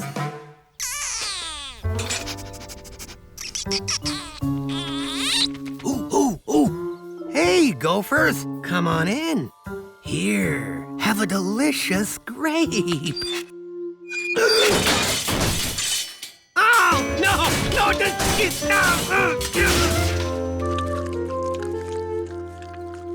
Are you here to catch 'em or feed 'em? Just testing out the gopher cage. Works. It's pretty good.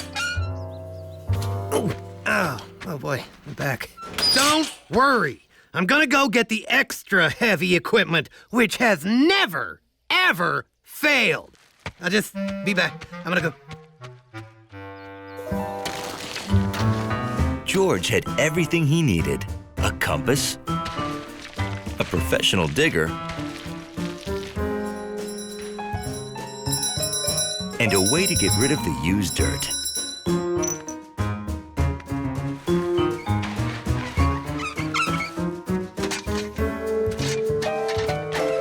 All he needed was enough time.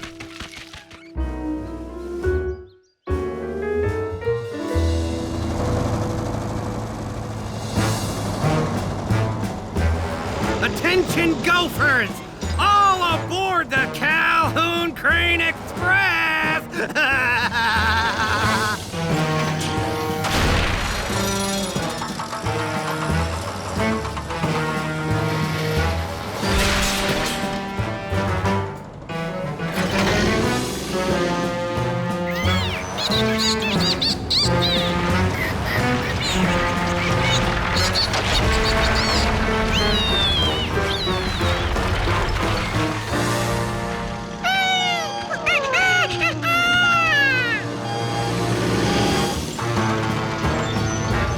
You can't hide anymore!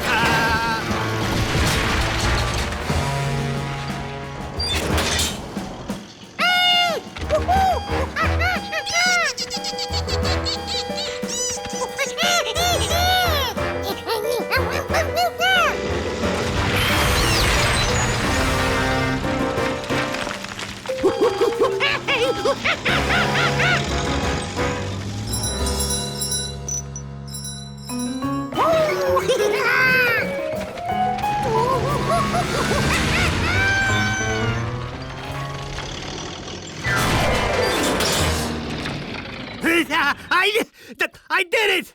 I caught you, you grape-stealing monkey! I've got you, George! Calhoun, I have decided the gophers aren't as annoying as you. You go. The gophers can stay. Oh boy.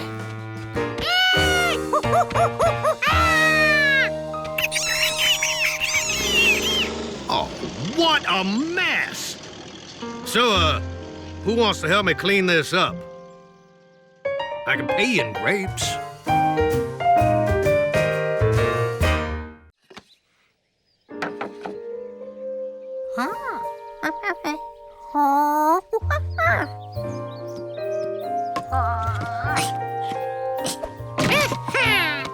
This wood was as long as the floor, which meant he could do this. Score another one for Monkey Brains.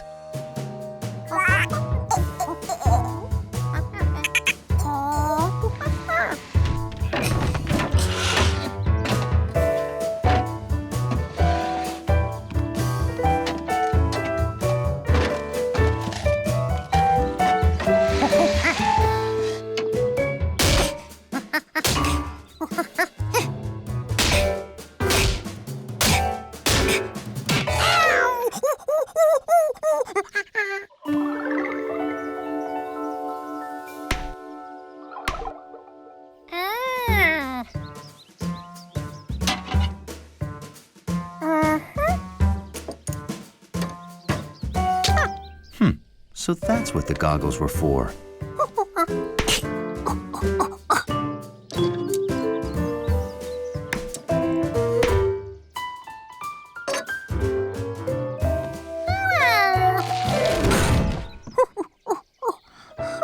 This wall needed something to hold it up while he nailed it down.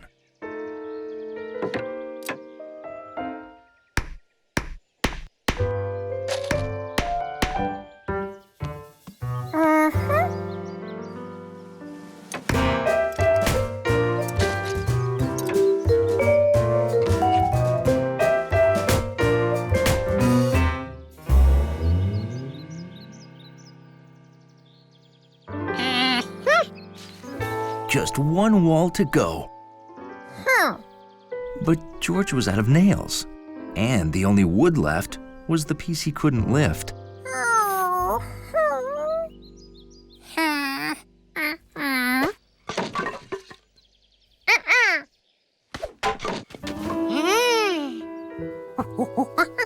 Luckily, Mrs. Rankins told him he could have any wood he wanted. Mr. Quint wasn't home, but George had seen him get nails this way.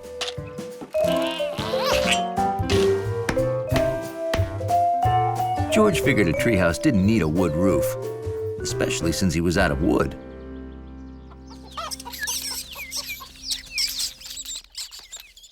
How do you like your new...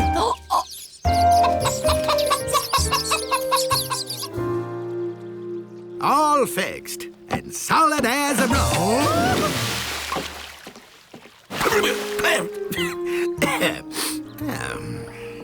Maybe you should have used nails.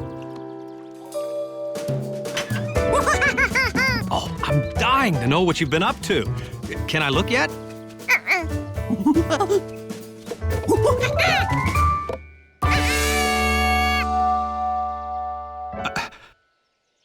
What is it? Is it a house? I mean, it's a house. You built your own treehouse. Wow. I am very impressed. Say, where did you get all the wood and nails George! Did you take my chicken's wall? George, did you take nails from my dock? Because, look, I'm wet. Oh, I'm sure it was a mistake. He'll give everything back. George? Before he'd had a chance to make even one house rule, George had to take his treehouse apart.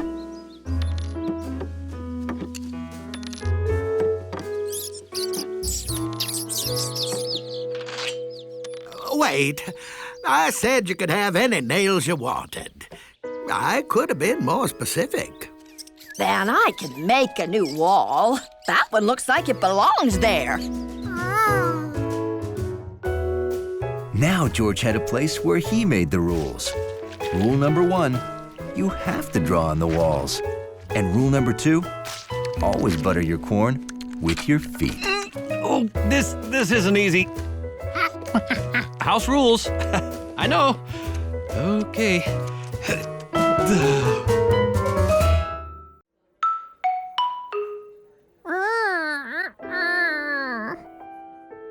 The notes didn't climb stairs anymore. Betsy, for crying out loud, I'm in 3rd grade already. Oh, Betsy, wait! What did you do with my xylophone? Now, Betsy, don't get sore.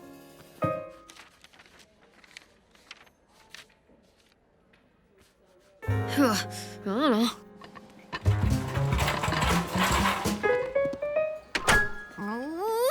George, I need my xylophone.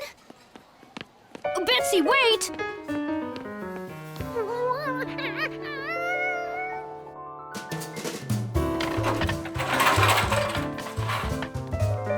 George was so desperate, he tried everything.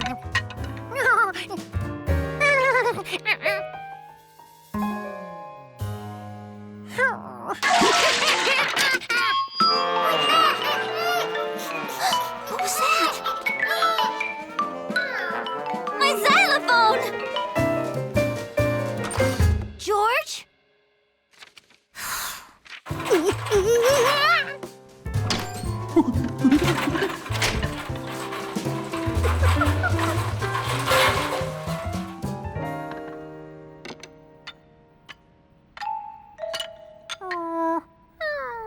This was hopeless. George was never going to figure out how to put on those keys. This key had a number on it. And so did that one. They all had numbers. The first was 8. What comes after 8? 6 was all roundy like 8. They just looked right together.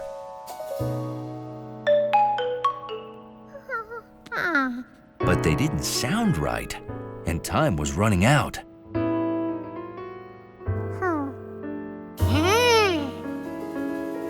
What if 8 wasn't the place to start? Maybe number 1 came first, like in counting.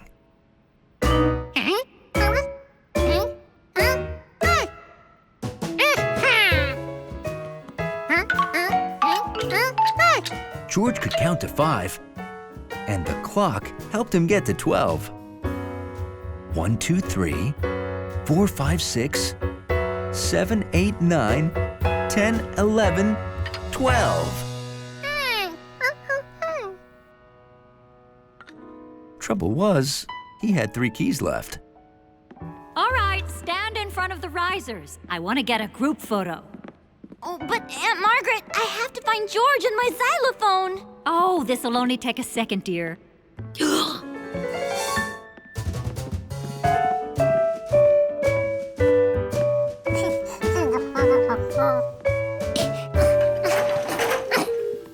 Where did those last 3 keys go? George couldn't count to 15.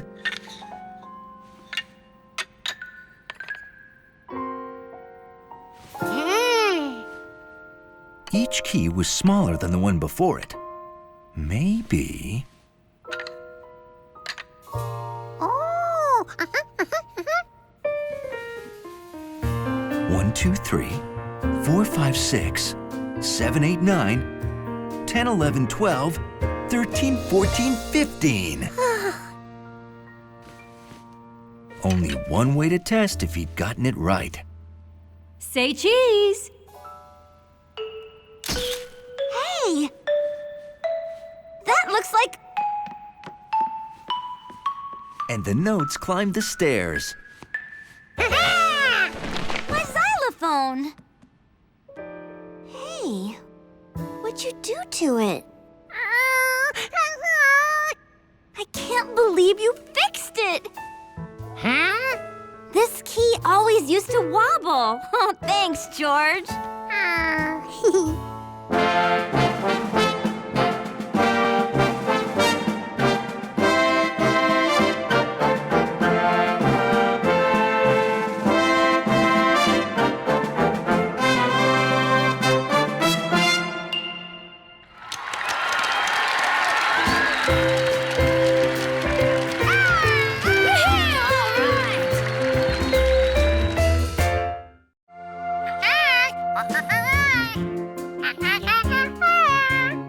I know. My job is to push this button and let you back inside.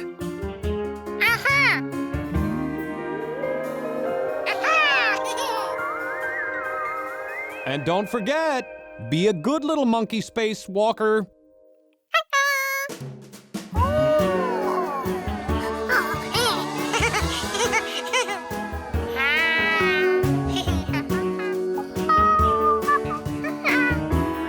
There's nothing a monkey likes better than a spacewalk.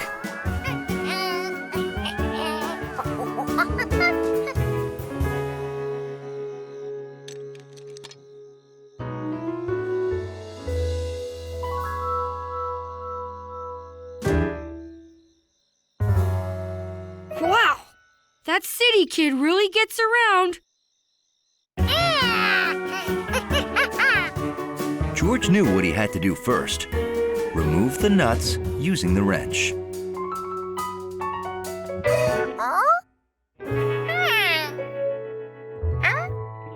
Why didn't it move? He knew the rule. Lefty-loosey and righty-tighty.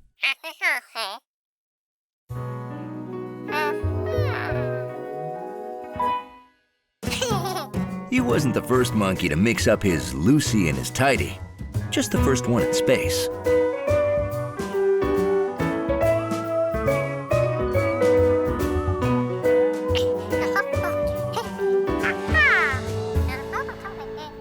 Oh, did I mention George only has enough air to last 2 minutes? Well, you did now. George, you must complete the mission expeditiously. Huh? I mean, finish up and get back in the rocket very quickly.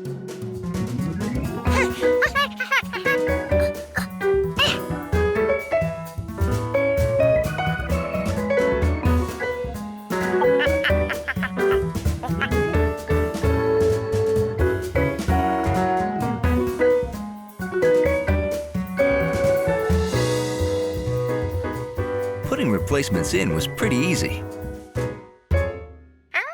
And then it wasn't.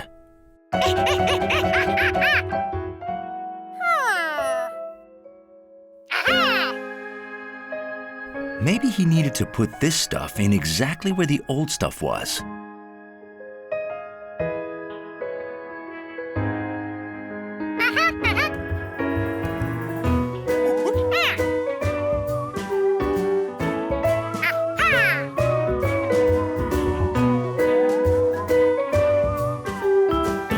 Oh no, this last hole was a completely different shape.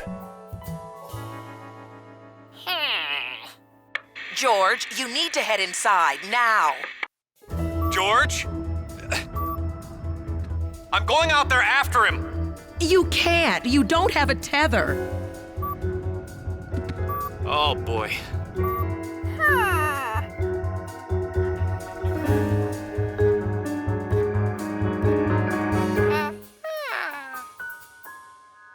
Why, it wasn't a different shape at all.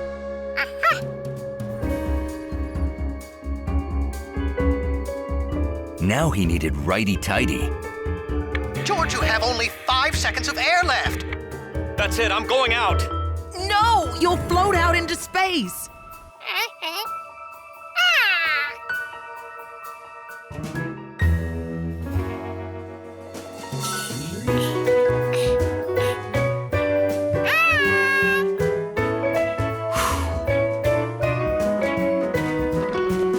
He made it! George is safe! Yes, George! George did it! The telescope controls work again! Great work, guys. You're coming home. Oh, it wasn't 2 minutes. It was an hour and 2 minutes. My mistake.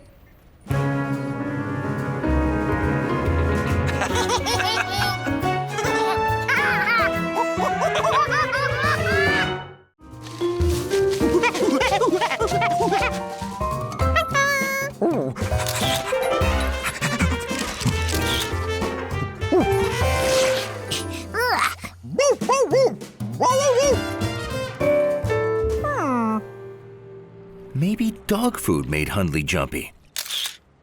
Only one way to find out. George didn't feel any different, so it wasn't the food.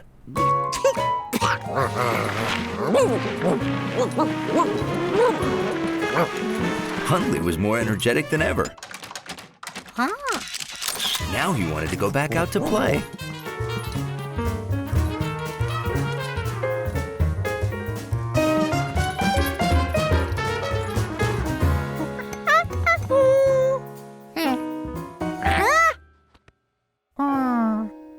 Was Hundley pretending to be asleep? Or had his mood changed again?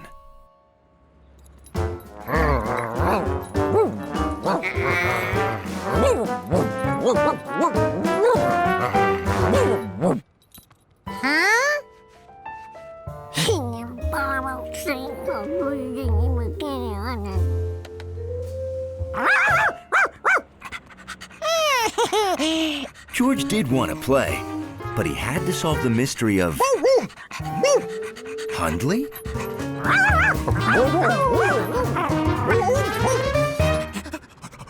This was too much. Was Hundley sick?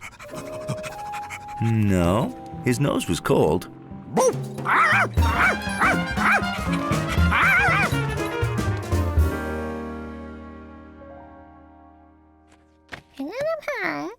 He sorted his photos into 2 groups. Quiet, normal Hundley, and lively, unusual, un-Hundley. He didn't even know what he was hoping to see. Then, he noticed something. Normal Hundley had a brown collar, but Jumpy Hundley had a red collar. Charky jumped around a lot, and she had a red collar too. George had the solution. Red collars make dogs jump more.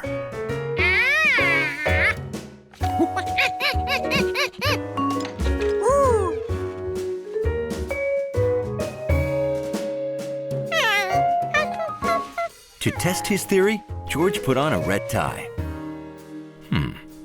He didn't feel different. He couldn't jump higher.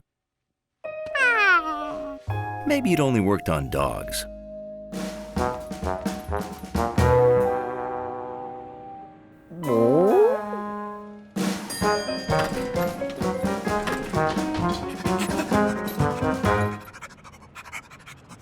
Hundley thought he sure was looking good tonight.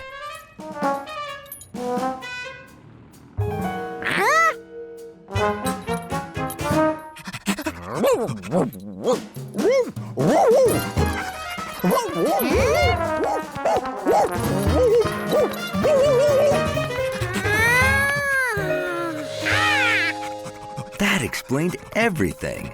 Hundley was acting like two different dogs because he was two different dogs.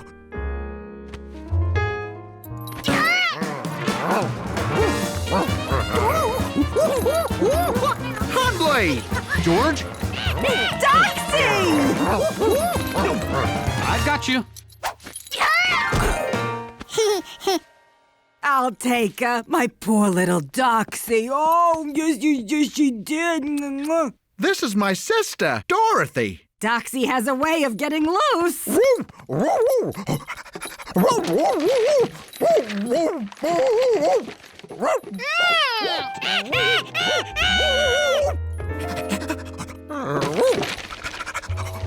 Wow.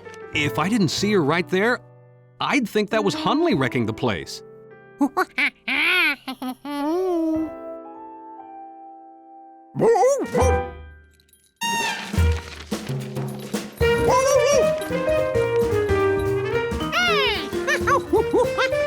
George was having so much fun with Doxy. Maybe someday Hundley would meet a monkey he could have fun with too.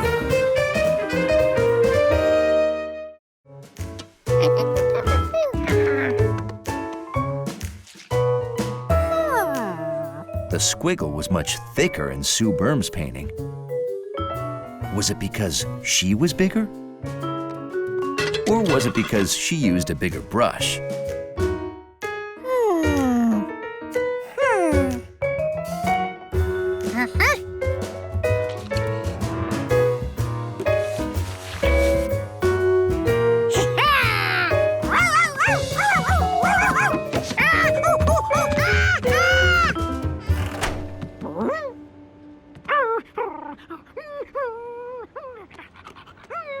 George needed to paint a lavender blob, but he had no lavender paint.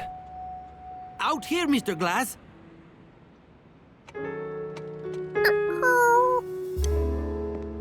Mr. Zubel and Mr. Glass were right above him.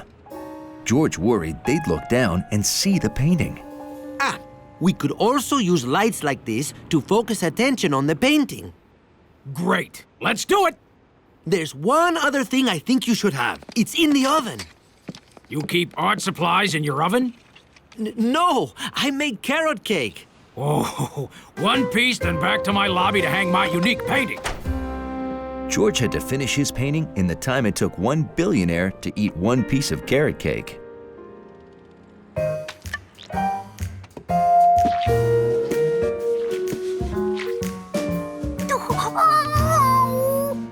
Blue was the closest color George had to lavender, but it was wrong.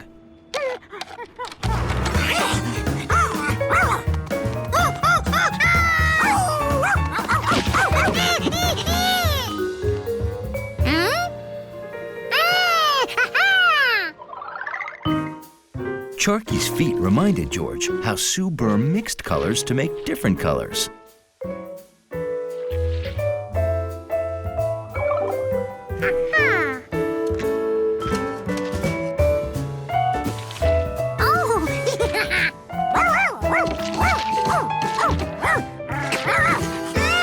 Sharky hadn't made lavender, but she had made black.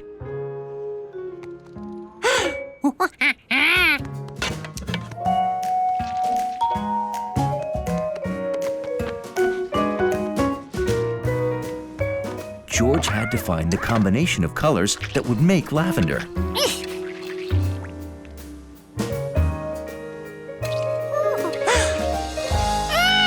white turned the color lighter.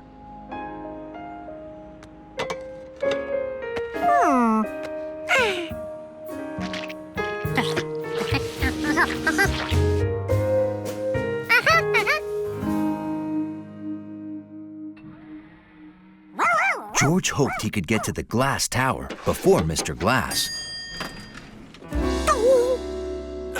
Hi, George. Hey, that's my unique painting, and another one just like it? There are two. And that's not unique. There cannot be two. Every Sue Byrne painting is different. And why isn't it in my lobby, where I left it? Monkey!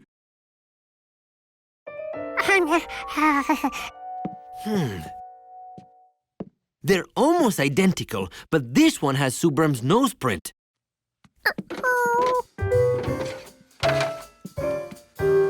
The ripped one is the original.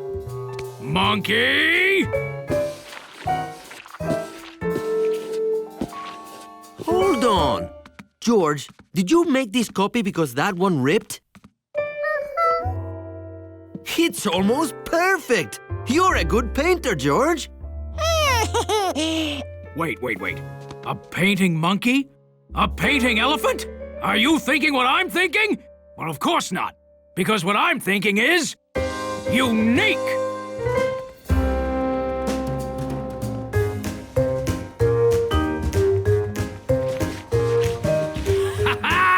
Tell me that anywhere else in the whole world there's an elephant and a monkey painting in a lobby. Well, I'd say your lobby is unique. Yes, exactly. And you know the best part? They work for peanuts!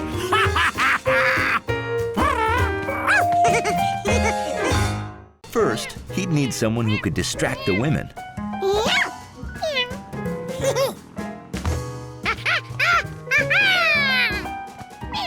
Second, he needed someone who could open that cage.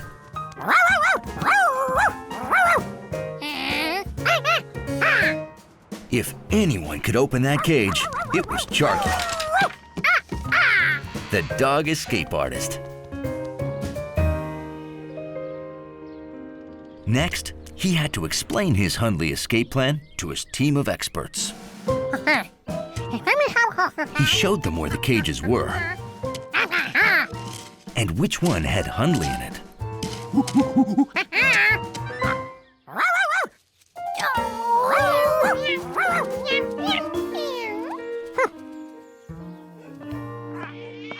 Well, you like the flea bath, huh? You are an itchy fella.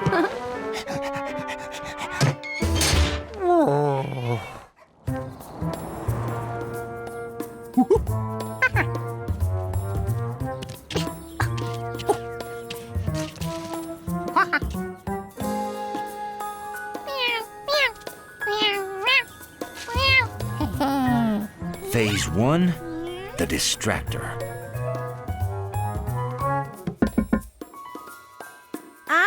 I'm coming. Who is it? Oh, Gwen, you got to come see this. What? Oh, how sweet.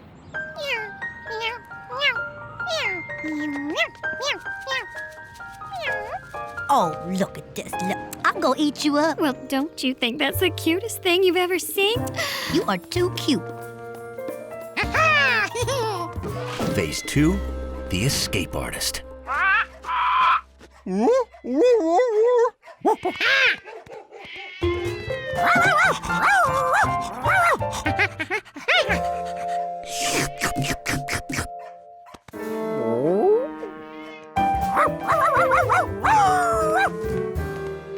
At least phase 1 worked.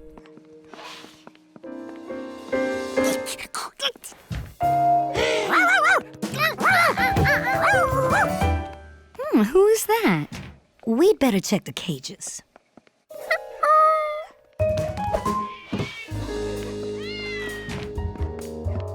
There's no one missing.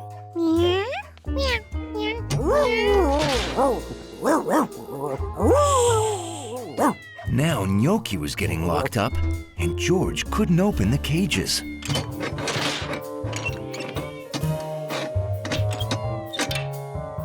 Or maybe he could. Shh.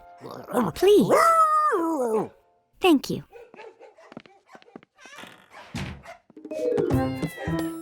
If he squeezed this, it moved those things and unlocked the door.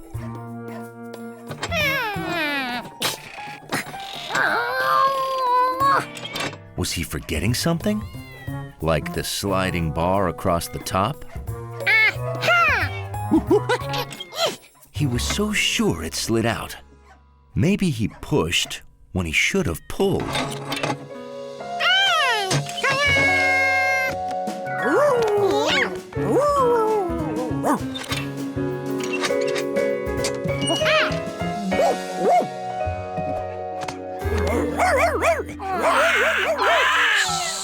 George hadn't figured out phase 3, how to get out unseen.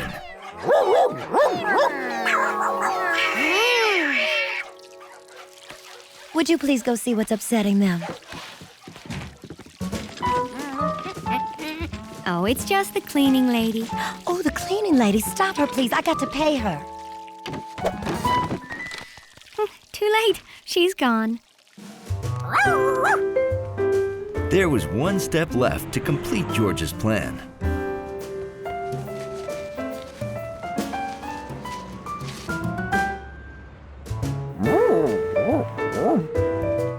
And now that Hundley felt dignified again, George could get back to his game.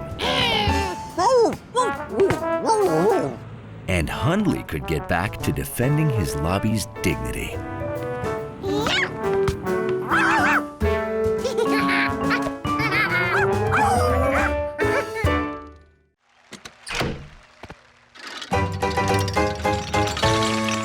The show went on.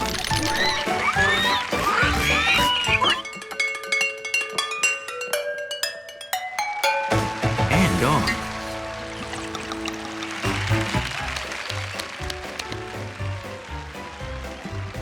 And neither George nor Bill missed a single cue. But the most difficult cue was still to come.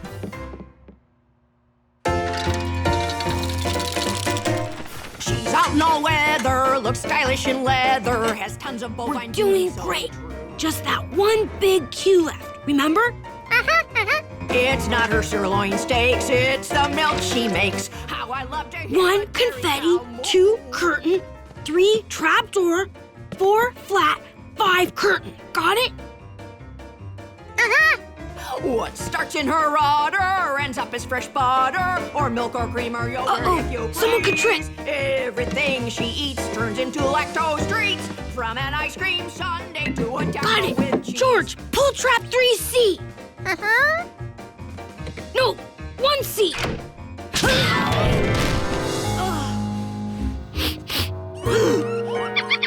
No!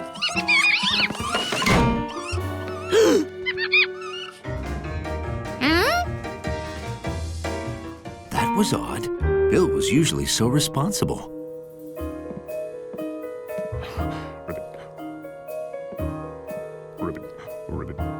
Ribbit, you can do this. 1 minute. Starts in her udder, ends up as fresh butter, or milk or cream or yogurt if you please. Where could he be? Nice, Skunk. Please don't spray me. Milk and makes her happy. Just see her wag her tail. 1,000 squirts, it never hurts when I fill up my pail. Okay, just breathe normally. Whoa! Neptune's knickers. A skunk. Just don't alarm it. George knew the skunk could spray at any moment and ruin the show. But he also knew the show must go on. Don't upset the skunk. He's gonna spray. He's gonna spray. So George concentrated real hard. So whenever you hear mooing, Please drop what you're doing and thank this lovely creature here and now. And counted 1, A, B, C.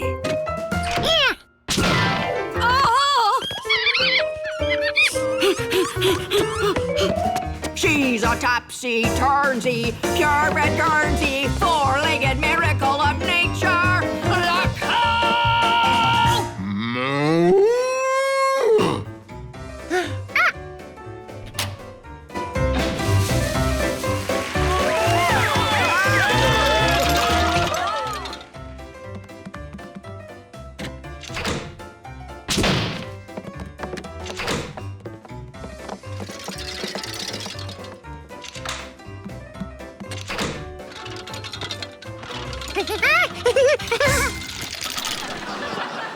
Oh! Hi. I was gonna do some frog calls for you. Here we go. Ribbit. Ribbit. Ribbit.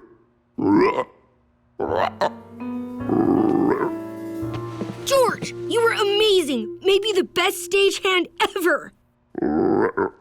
And that's about it.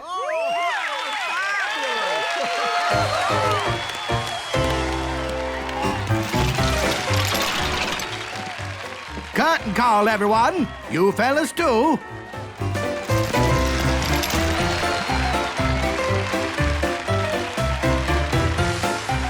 You know, with all the chaos, I didn't have time to think about being scared, so I wasn't. I must say, those were some fine frog calls.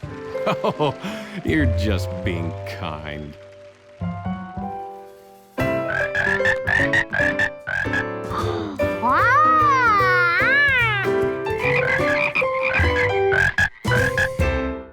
Mr. Auger reconnected the pipes, then had one last thing to do. Would you like to open the main and allow everyone to have water again?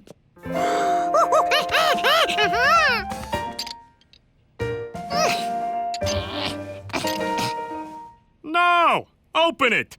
Lefty Lucy!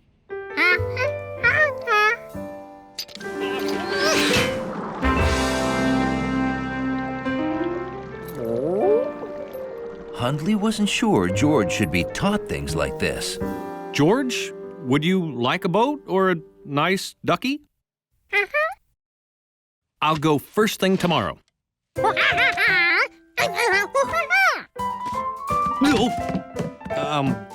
You'll clean up so I can go buy toys now? Remember how to use the dishwasher? First, scrape the food off the...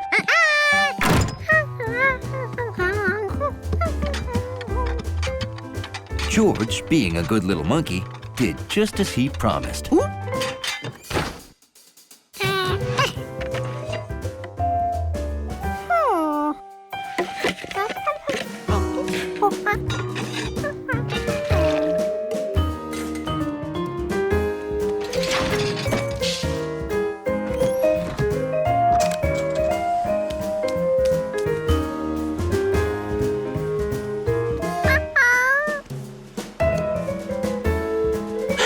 Water was backing up out of the dishwasher this time. Why? Mr. Auger must have missed a clog.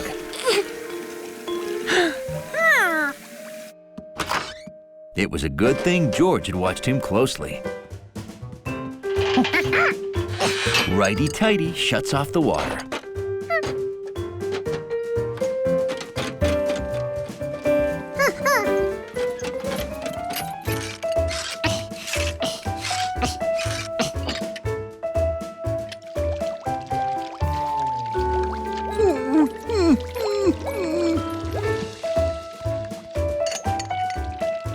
He did everything Mr. Auger had done, but didn't find a clog. If the last clog moved to the kitchen, maybe this clog had moved downstairs.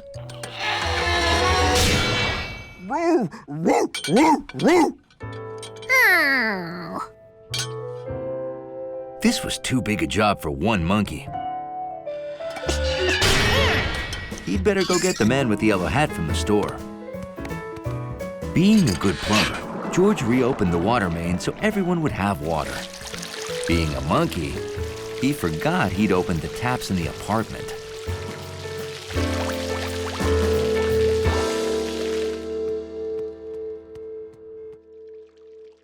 Hundley was relieved. With George gone, nothing sloppy could happen.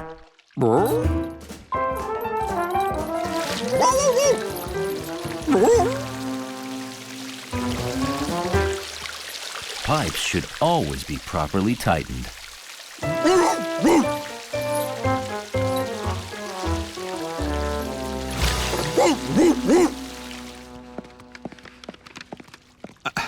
George, when you came to the store and wanted me to come home, did it have anything to do with the water pouring off of our balcony?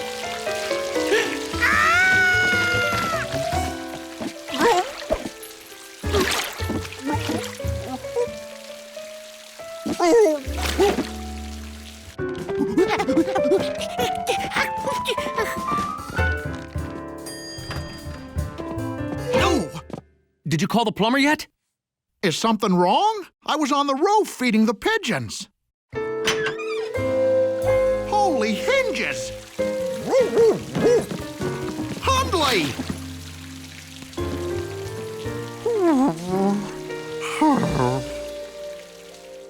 Oh, boy. Found your clog. You can't dump food in the dishwasher.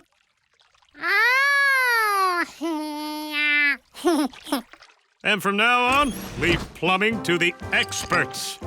That would be me. His plumbing day's over. George enjoyed a nice hot bath with his new tub toy. Guaranteed never to slip down the drain.